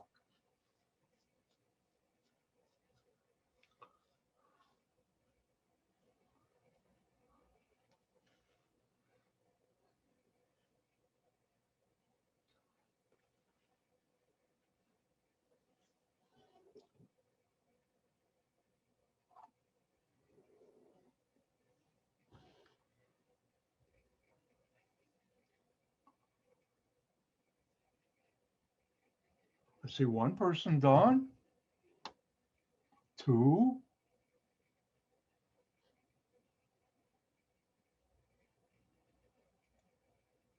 I think everybody's done, so I better get to work. What's different? Ooh, oxygen double bond to carbon with a hydrogen and carbons, aldehyde.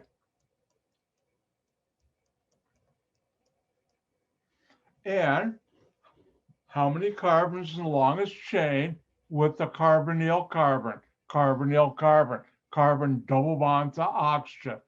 1, 2, come down here, 3, 4, but I keep on going here, 3, 4, 5, 6. Longest chain is hexane. And it's an aldehyde, and you drop the E and add Al. You don't use the number because this carbon is number 1. And oh, I've got an ethyl group on carbon too.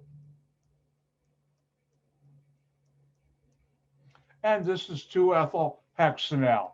Say hello, everybody, to my good buddy, my old friend, 2-ethyl hexanal. Why is he going goofy on this?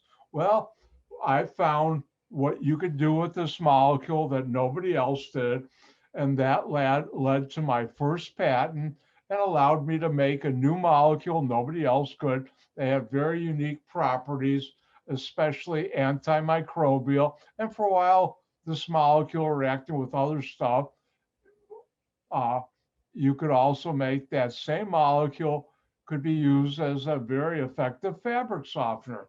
And the company I worked for, which was at that time called Axochemy, became AxoNobel, and now is the Nurion, called Nurion, still sells that product that I discovered that's made using this aldehyde, 2-ethyl hexanal, my good friend.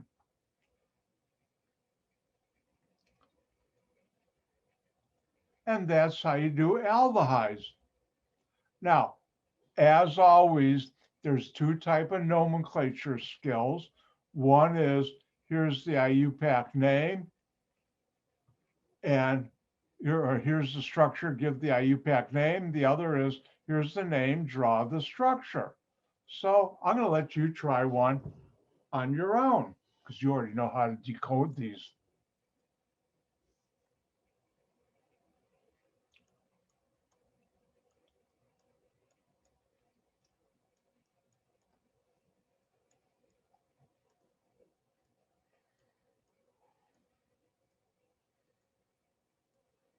And why don't you draw the structure for 3,5-dimethyl known in al? Say that 5 times quickly. No, you don't have to.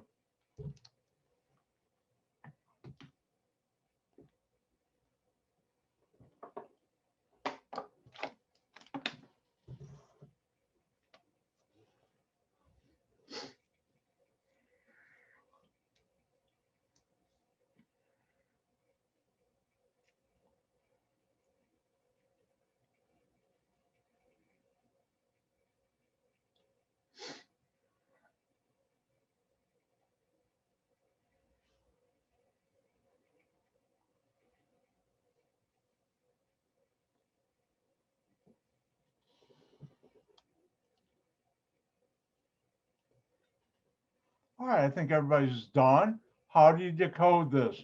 You start from the right and move left. ALND, aldehyde. And what's an aldehyde? Carbonyl, carbon double bond to oxygen with a hydrogen and an R group. How many carbons are in the longest chain with the carbonyl carbon? And instead of Al, that was E, no name, 9 carbons.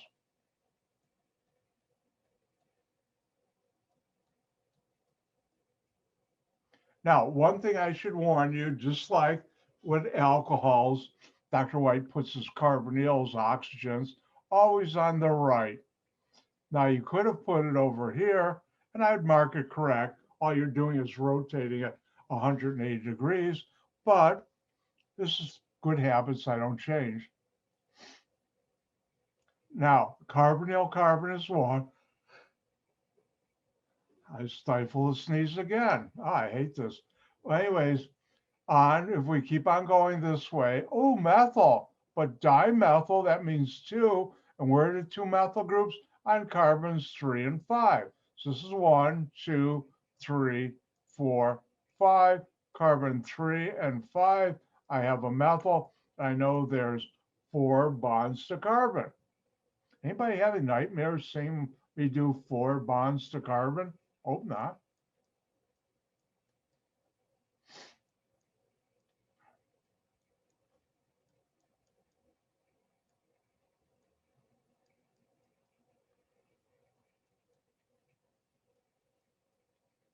And there you go. Oh, one of the things I should mention, how come there's only 1 hydrogen on that carbon? We've got 1 bond there, and double bond is 2 more, which is 3, and 4 minus 3. That's why you have the 1 hydrogen. And this is how you do that. Now, I have a slide later on, but I'm going to do it now anyways. Aldehyde.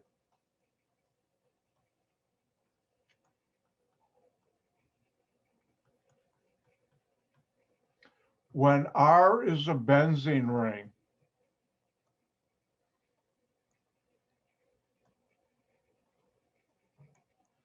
Iupac in their infinite wisdom, this molecule's been around for eons, centuries, and it's had a common name for centuries. They said, just like benzene, we'll make the common name the Iupac name.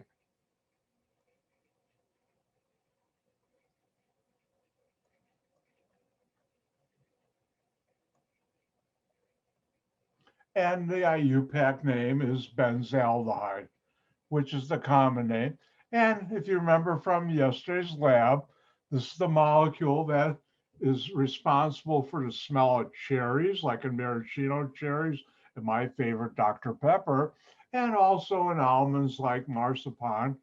And when I smell almonds or I smell a benzaldehyde, I can smell, if I push my brain one way, oh, cherries. The other way, almonds. And it's both. Amazing molecule.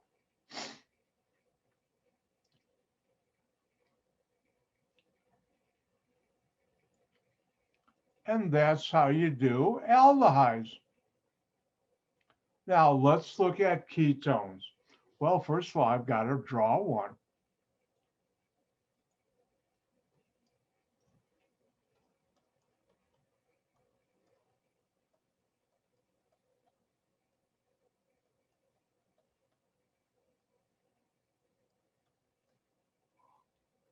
And here we have a molecule.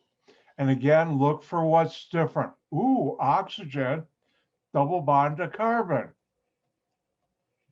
Notice here, I have carbons, R. Here I have carbons, they're different. I'll call that R prime. So what we really have, like this, or I could have written it like this, like I did on above. This is a ketone. It's an acyclic ketone. Now, just like aldehydes, you find the longest chain with the carbonyl carbon, and you name it as an alkane. find the longest chain, which includes the ketone.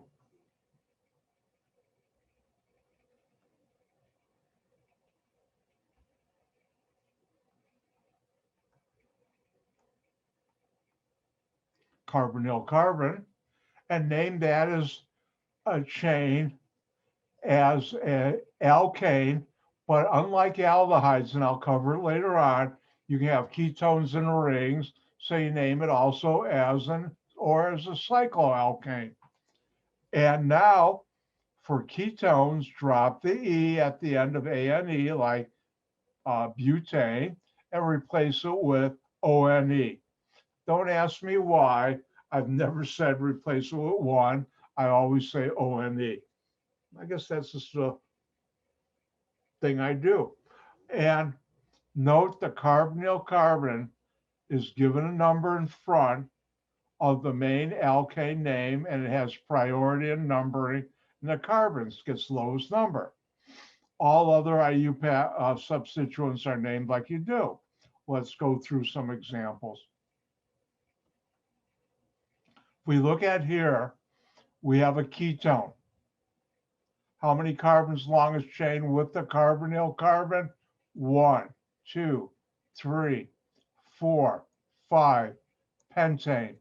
If it was an alkane, drop the E, add ONE, pentanone. Aren't you glad I'm not giving enunciation quizzes? I had one instructor did that. How silly. But anyways, next, unlike an aldehyde where the carbonyl carbon is always at the end, a ketone is not. And therefore, you need to say, like an alcohol, which carbon is the carbonyl carbon. And you number it from the end of a chain to give it the lowest number. In this case, it's 2. That's 2-pentanone. And that's how you do acyclic ketones.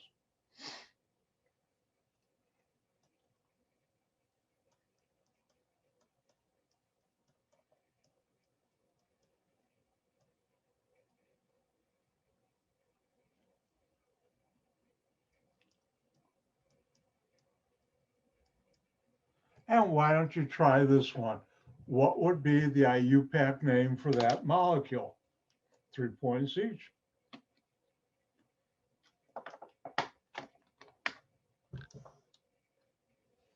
Well, I can't believe we're already into ketones and aldehydes. Boy, is this summer going quick.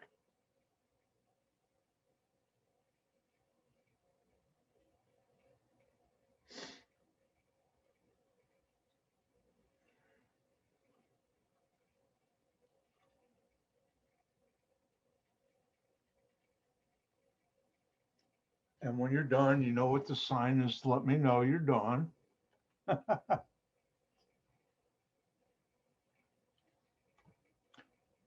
I guess if I want. How many of you ever seen the Our Game TV show or serial on YouTube, or used to be TV programs from the 1930s? And they had a high sign like this. I'm showing my age. No, I wasn't around then, but I saw it on TV. All right, what do we have that's different? Oxygen, double bond to carbon, carbonyl. Carbons here, they're different. I have a ketone. How do you name it? Find the longest chain with the carbonyl carbon. Carbon double bond to oxygen. 1, 2, 3, 4, 5, 6. That's hexane. Drop the E for ketone, add O-N-E. What carbon is the carbonyl carbon? If you start from this way, it's on carbon 3. If you go this way, 1, 2, 3, 4, what's the lower number? 3, 3 hexanone.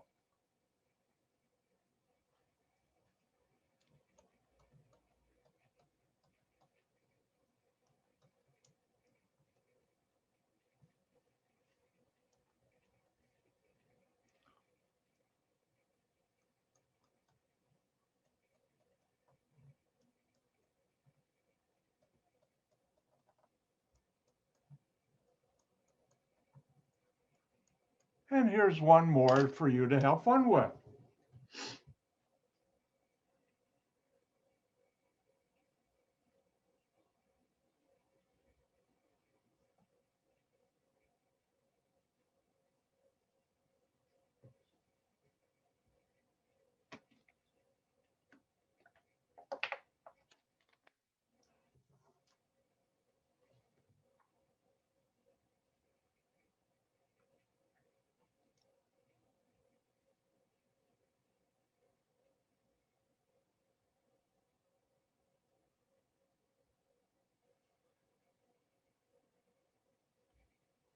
All right, I see everybody's giving me the sign, get to work, so I better get to work. Well, wait, I haven't seen everybody give me the sign yet. All right, let me get to work. What's different? What's not carbon? What's not hydrogen? Ooh, oxygen, double bond to carbon, with carbons here and carbons here. And what is this? A ketone. Now we have to find the longest chain that has the carbonyl carbon, carbon double bond oxygen. 1, 2, 3, 4, 1, 2, 3, 4, 5, or 1, 2, 3, 4, 5, 6. And 6 is greater than 4 or 5. Isn't the math hard in my class? And that's hexane. It's a ketone, so drop the E, add ONE. Which carbon is the carbonyl carbon, which is close to the end? 1, 2. If we go the other way, it'd be 1, 2, 3, 4, 5. So this is 2-hexanone. Oh, look, as soon as you say that, that's spoken for. And we have our old friend, the methyl group, not 1, but 2. And I forgot to put the 2 there. Dimethyl. And if this is carbon 2, this is 3, this is 4. So it'd be 3, 4 dimethyl 2-hexanone. Now that's acyclic ketones. Let's look at cyclic ketones. By the way, Dr. White, Mother Nature really, and I mean really love cyclic ketones. I did my PhD thesis on special type of cyclic ketones. And let's look at this molecule. What's different? Ooh, oxygen, and it's double bond to the carbon in the ring. Notice I have carbons here and here, and what this really is a ketone. I have R and R prime, but in the ring, R and R prime are just connected together. So this is a cyclic ketone. How do you name it? Well, you don't have the longest chain, but you have a cycloalkane, which is a ring, 6 carbons. Remember the cyclo, hexane. Drop the E, add ONE. In a carbonyl, in a ketone, a cyclic ketone, carbonyl carbon is always 1. It rocks big time. So I'm done, cyclohexanone. Now, what happens when there's substituents on there?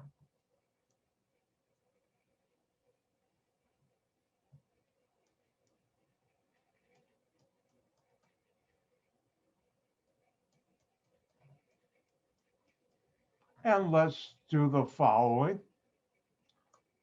Let's clean up this mess first.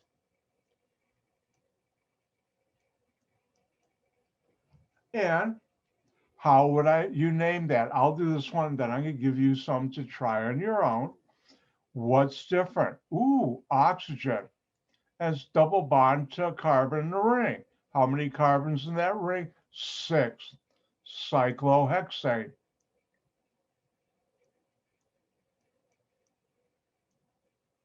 It's a ketone. Remember, carbonyl carbons in a ring. These are connected together. This is a ketone. And you drop the E on cyclohexane and you add ONE. Am I done? No, I have a methyl and ethyl group. This is carbon 1, and you go in direction clockwise or counterclockwise to give the alkyl groups the lowest number. And notice my methyl group is on carbon 2, my ethyl group is on carbon 3. So this would be 3-ethyl, 2-methyl,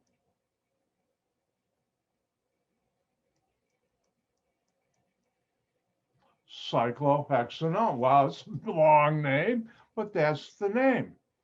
And since I'm not holding you to the alphabet rule, don't tell anybody, please.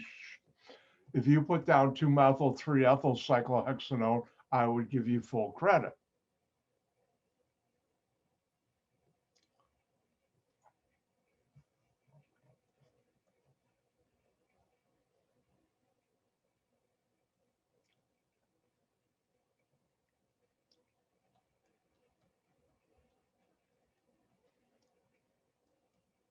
And why don't you give the Iupac name for the following molecule?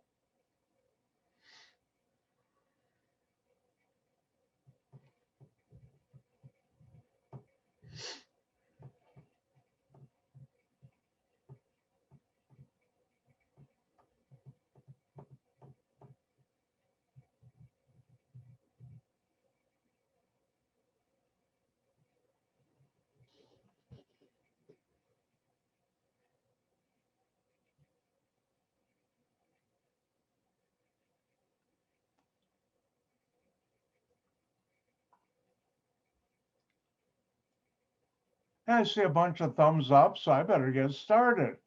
What do we have that's different? Oxygen. Remember, what's not carbon, what's not hydrogen, should get your attention like that. And we have carbon double bonded oxygen in a ring. Carbon's here and here. This is a ketone. And remember, the star and our prime are connected together in a ring. It's a ketone.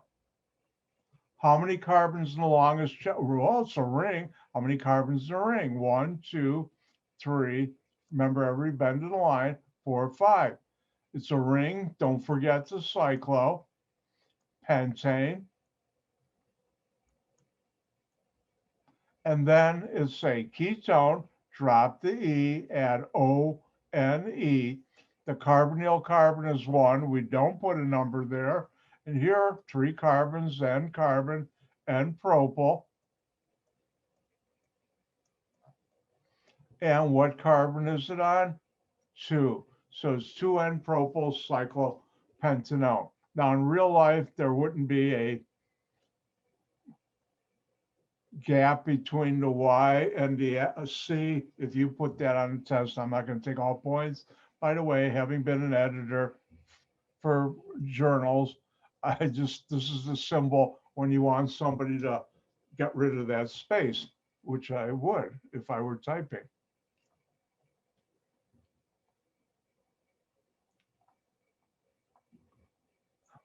All right, now there are 2 types of skills that you should have in nomenclature. One, here is the structure, give the Iupac name. The other is, here's the name, draw the structure.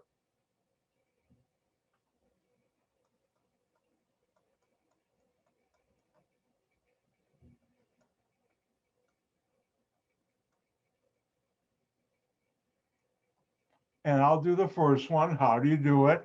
You start from the right, move left. Al ending aldehyde. That were E heptane, 7 carbons. And since it's an aldehyde, the N carbon, and I'm going to always write it on the right, you could do the left too, is a carbonyl, aldehyde.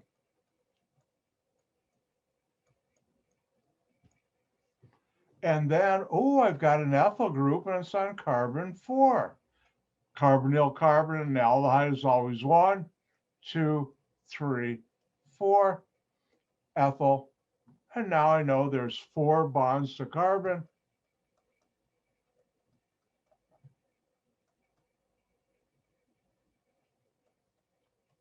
And I'll put in my hydrogens. And I'm done. 4 ethyl, then 1, 2, 3, 4, 5 plus 7, heptanal.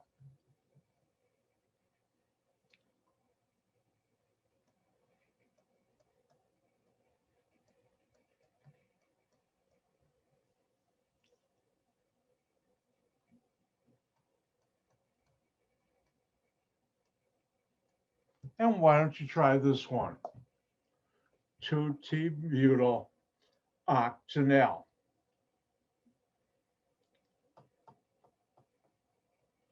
Draw the structure for that.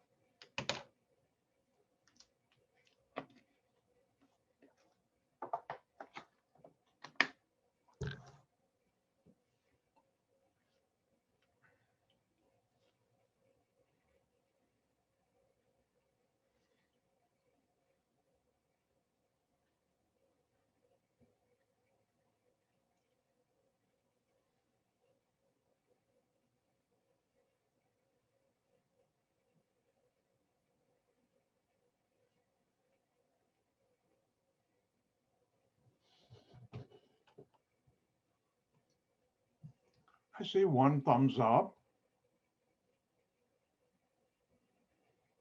I see another one. I think everybody's done. So I better get to work. How do you decode this? You start from the right, move left. Al ending, aldehyde. How many carbons in the longest chain with the carbonyl carbon, carbon double bond to oxygen? If this were an E, octane, 8 carbons.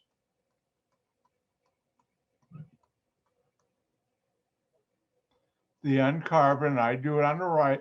You can do it on the left, but I don't. Is my aldehyde. That's always carbon 1. Carbon 2, as I go here, oh, it's my favorite, the T-butyl group. And that's 4 carbons, 1 carbon with 3 methyls on it. And now I put in the hydrogens.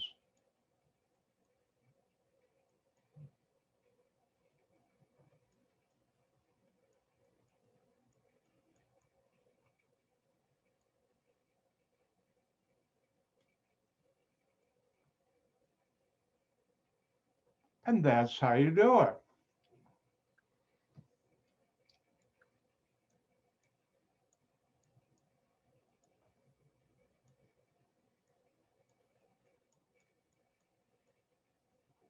And why don't you draw the structure for this compound? It's both an Iupac and a common name.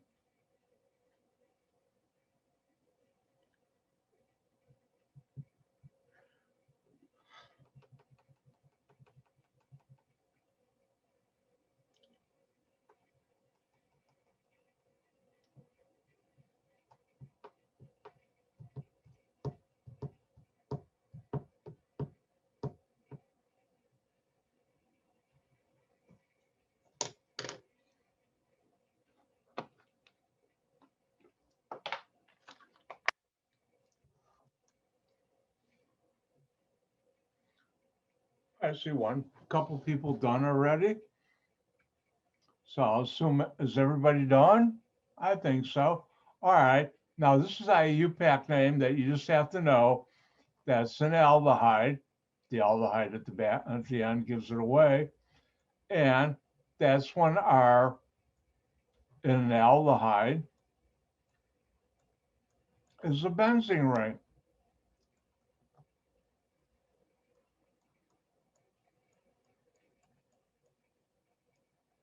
Now let's do ketones.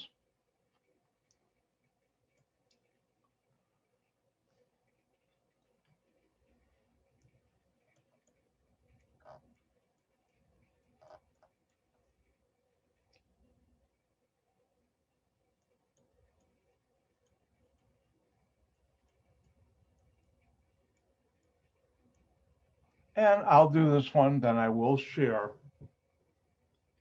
How do you decode this? You start from the right and move left. ONE ending, ketone, carbonyl with two R groups. And now if that were an E heptane, 7 carbons.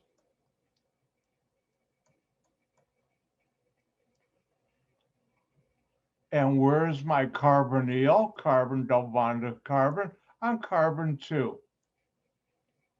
And carbon 3, I have a methyl. And now I can put in my hydrogens.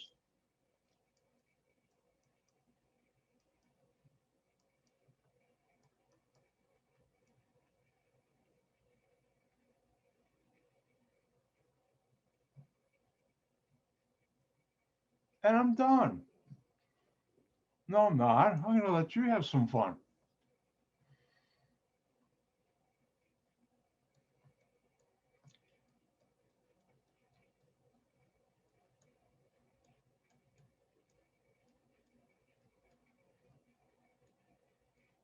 And there you go. Draw the structure for 5-ethyl 3-decanone.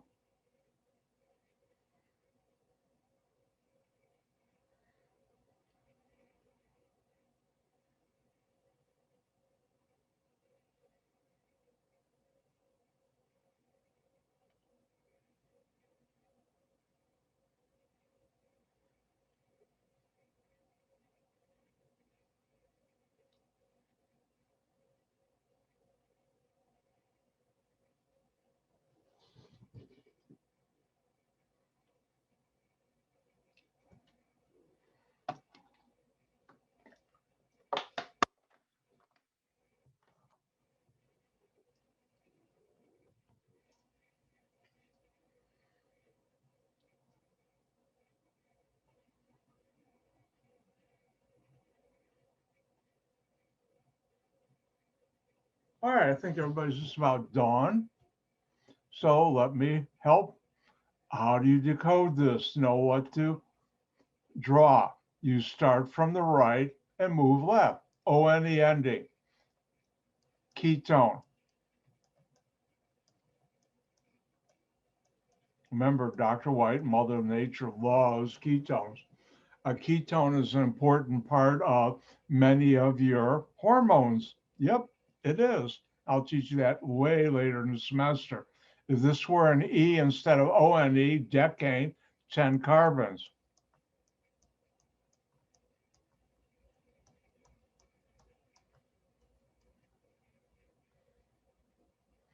And I'm going to start from this end. Where is my carbonyl? My carbon double bond oxygen on carbon 3. 1, 2, 3. And that's 3. This is 4. That's 5 ethyl, 2 carbons. And now I'm going to put in hydrogens. Remember, it's your solemn responsibility. If you see me make a mistake putting in hydrogens, to let me know so I can correct it.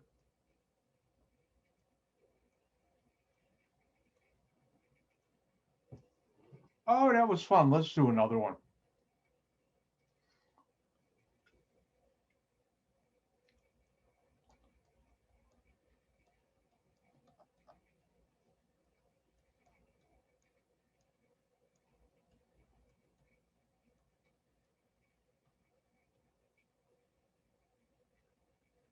And why don't you draw 3-N-butyl cyclohexanone?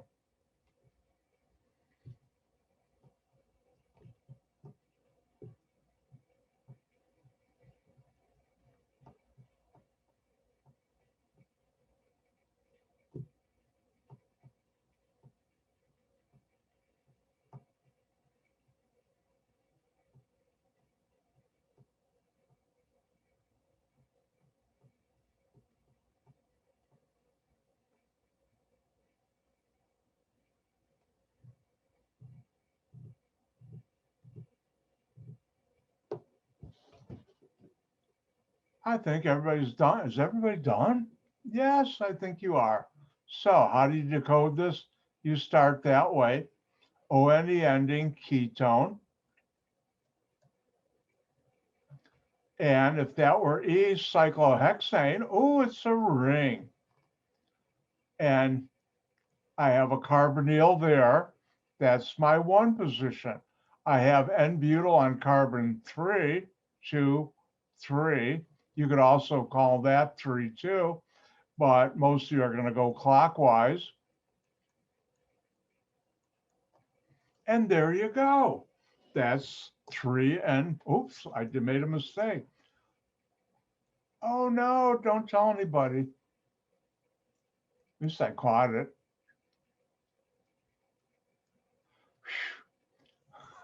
3 N-butyl. Remember, butyl is 4, N-butyl cyclohexanone. Guess what time it is? It's time for a story from Dr. White.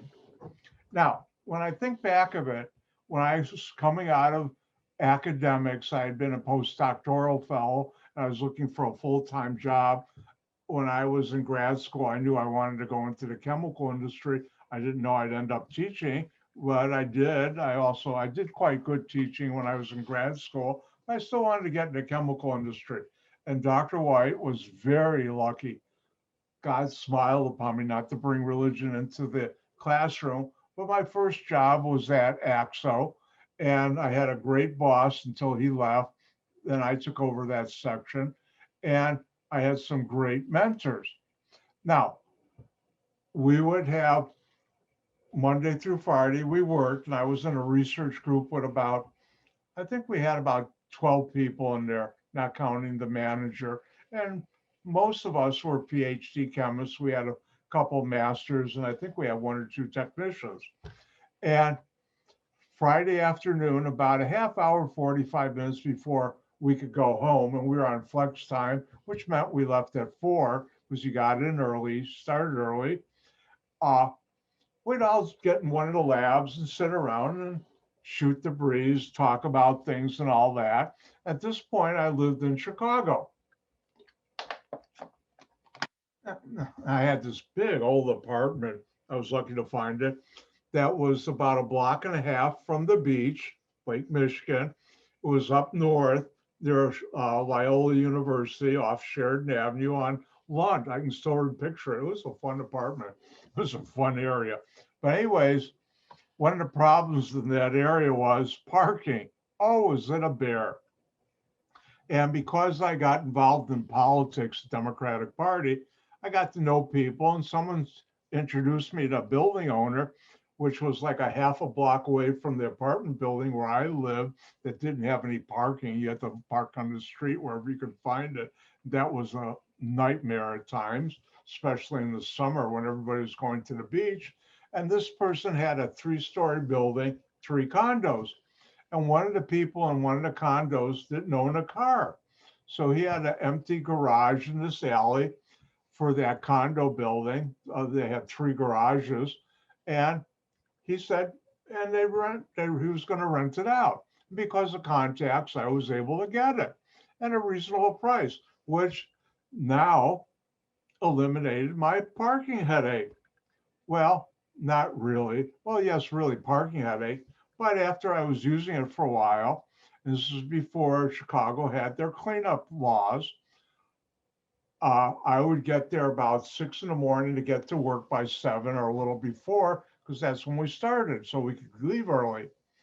Well, in the morning, I would find somebody's dog left a present often right in the middle of the alley. It's about 5 inches or 4 from the door of my garage I was renting.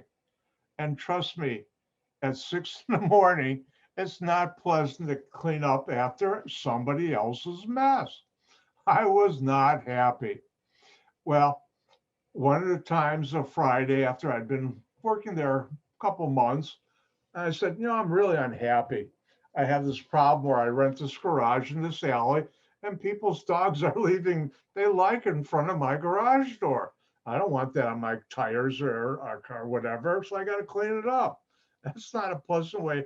And one of the older chemists said, don't you know, our company makes a product, and it's a common name called methylnonyl ketone, otherwise known as undecanone, 2-undecanone. Undecane is 11 carbons. And methylnonyl ketone is 11 carbons.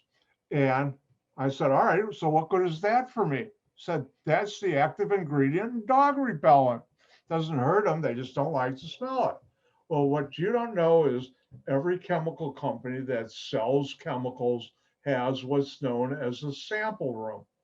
And the sample room is where you call up if you're a customer or planning on being a customer. You call up to the salesman, say, I need a sample because I want to test it, see if I can use it in my product, and buy it from you. And the sample room sends out samples depending what you need and how good of a customer you are or could be, anywhere from about 4 ounces up to 5-gallon buckets, free. And if you work in a company, and if you're using those chemicals for your research, you pick up the phone, call the sample room, and said, I need some. And this chemist said, get some, pick up the phone, order it now before you leave. So Monday you'll get it from the sample room. It was across the street, but they had to make it and put labels on it and send it over and put it in front of your garage. So I got it. What did I get? A quart bottle of methylnonyl ketone, free. And I took home some plastic eyedroppers. And I actually, before I left, I put it in some smaller bottles that would be easier for me to take out to the garage. And I put a whole line, a couple of them in front on the cement. It was a cement alley. And next day, I figured, let's see what happens. Guess what? No dog poop. It works good. If you don't know, but I'll tell you now, the dog repellent you can buy or animal repellent, I lent some to a friend. It works good on rabbits and raccoons too, only has about 5% of methylnonyl ketone in it. I was putting 100%. Now, the only bad thing is if it rained heavy, some of it washed away, but I could always get more. I go out there with my eyedropper, put a line down there, drop, drop, drop, drop, and it worked. And when I moved into my house, I had someone whose dog was leaving me presents, and I still had a lot of methylnonyl ketone. I was no longer working for that company. I put a few drops down, no problem whatsoever. So chemistry, organic chemistry, the molecules you're learning have a place in our everyday life. Now, if I look at where we are, I think instead of getting into the next subject and rushing to try and get through, and I'm not going to get through in time, I'm going to do something unusual. I'm going to let you out a couple minutes early, like about 2 or 3. Shh, don't tell anybody. And with that, we're done for today. Gang gesund. I'll see you tomorrow. Don't forget the lab we did yesterday, the one where you smelled things, is due tomorrow. And also, we'll continue. If you have any questions, feel free tomorrow to ask, especially for test 1. I'll take time and put it aside. We're doing a good place. And with that, I'll say, gang gesund, be healthy. Goodbye. By the way, I stole that from Granny from Beverly Hillbillies.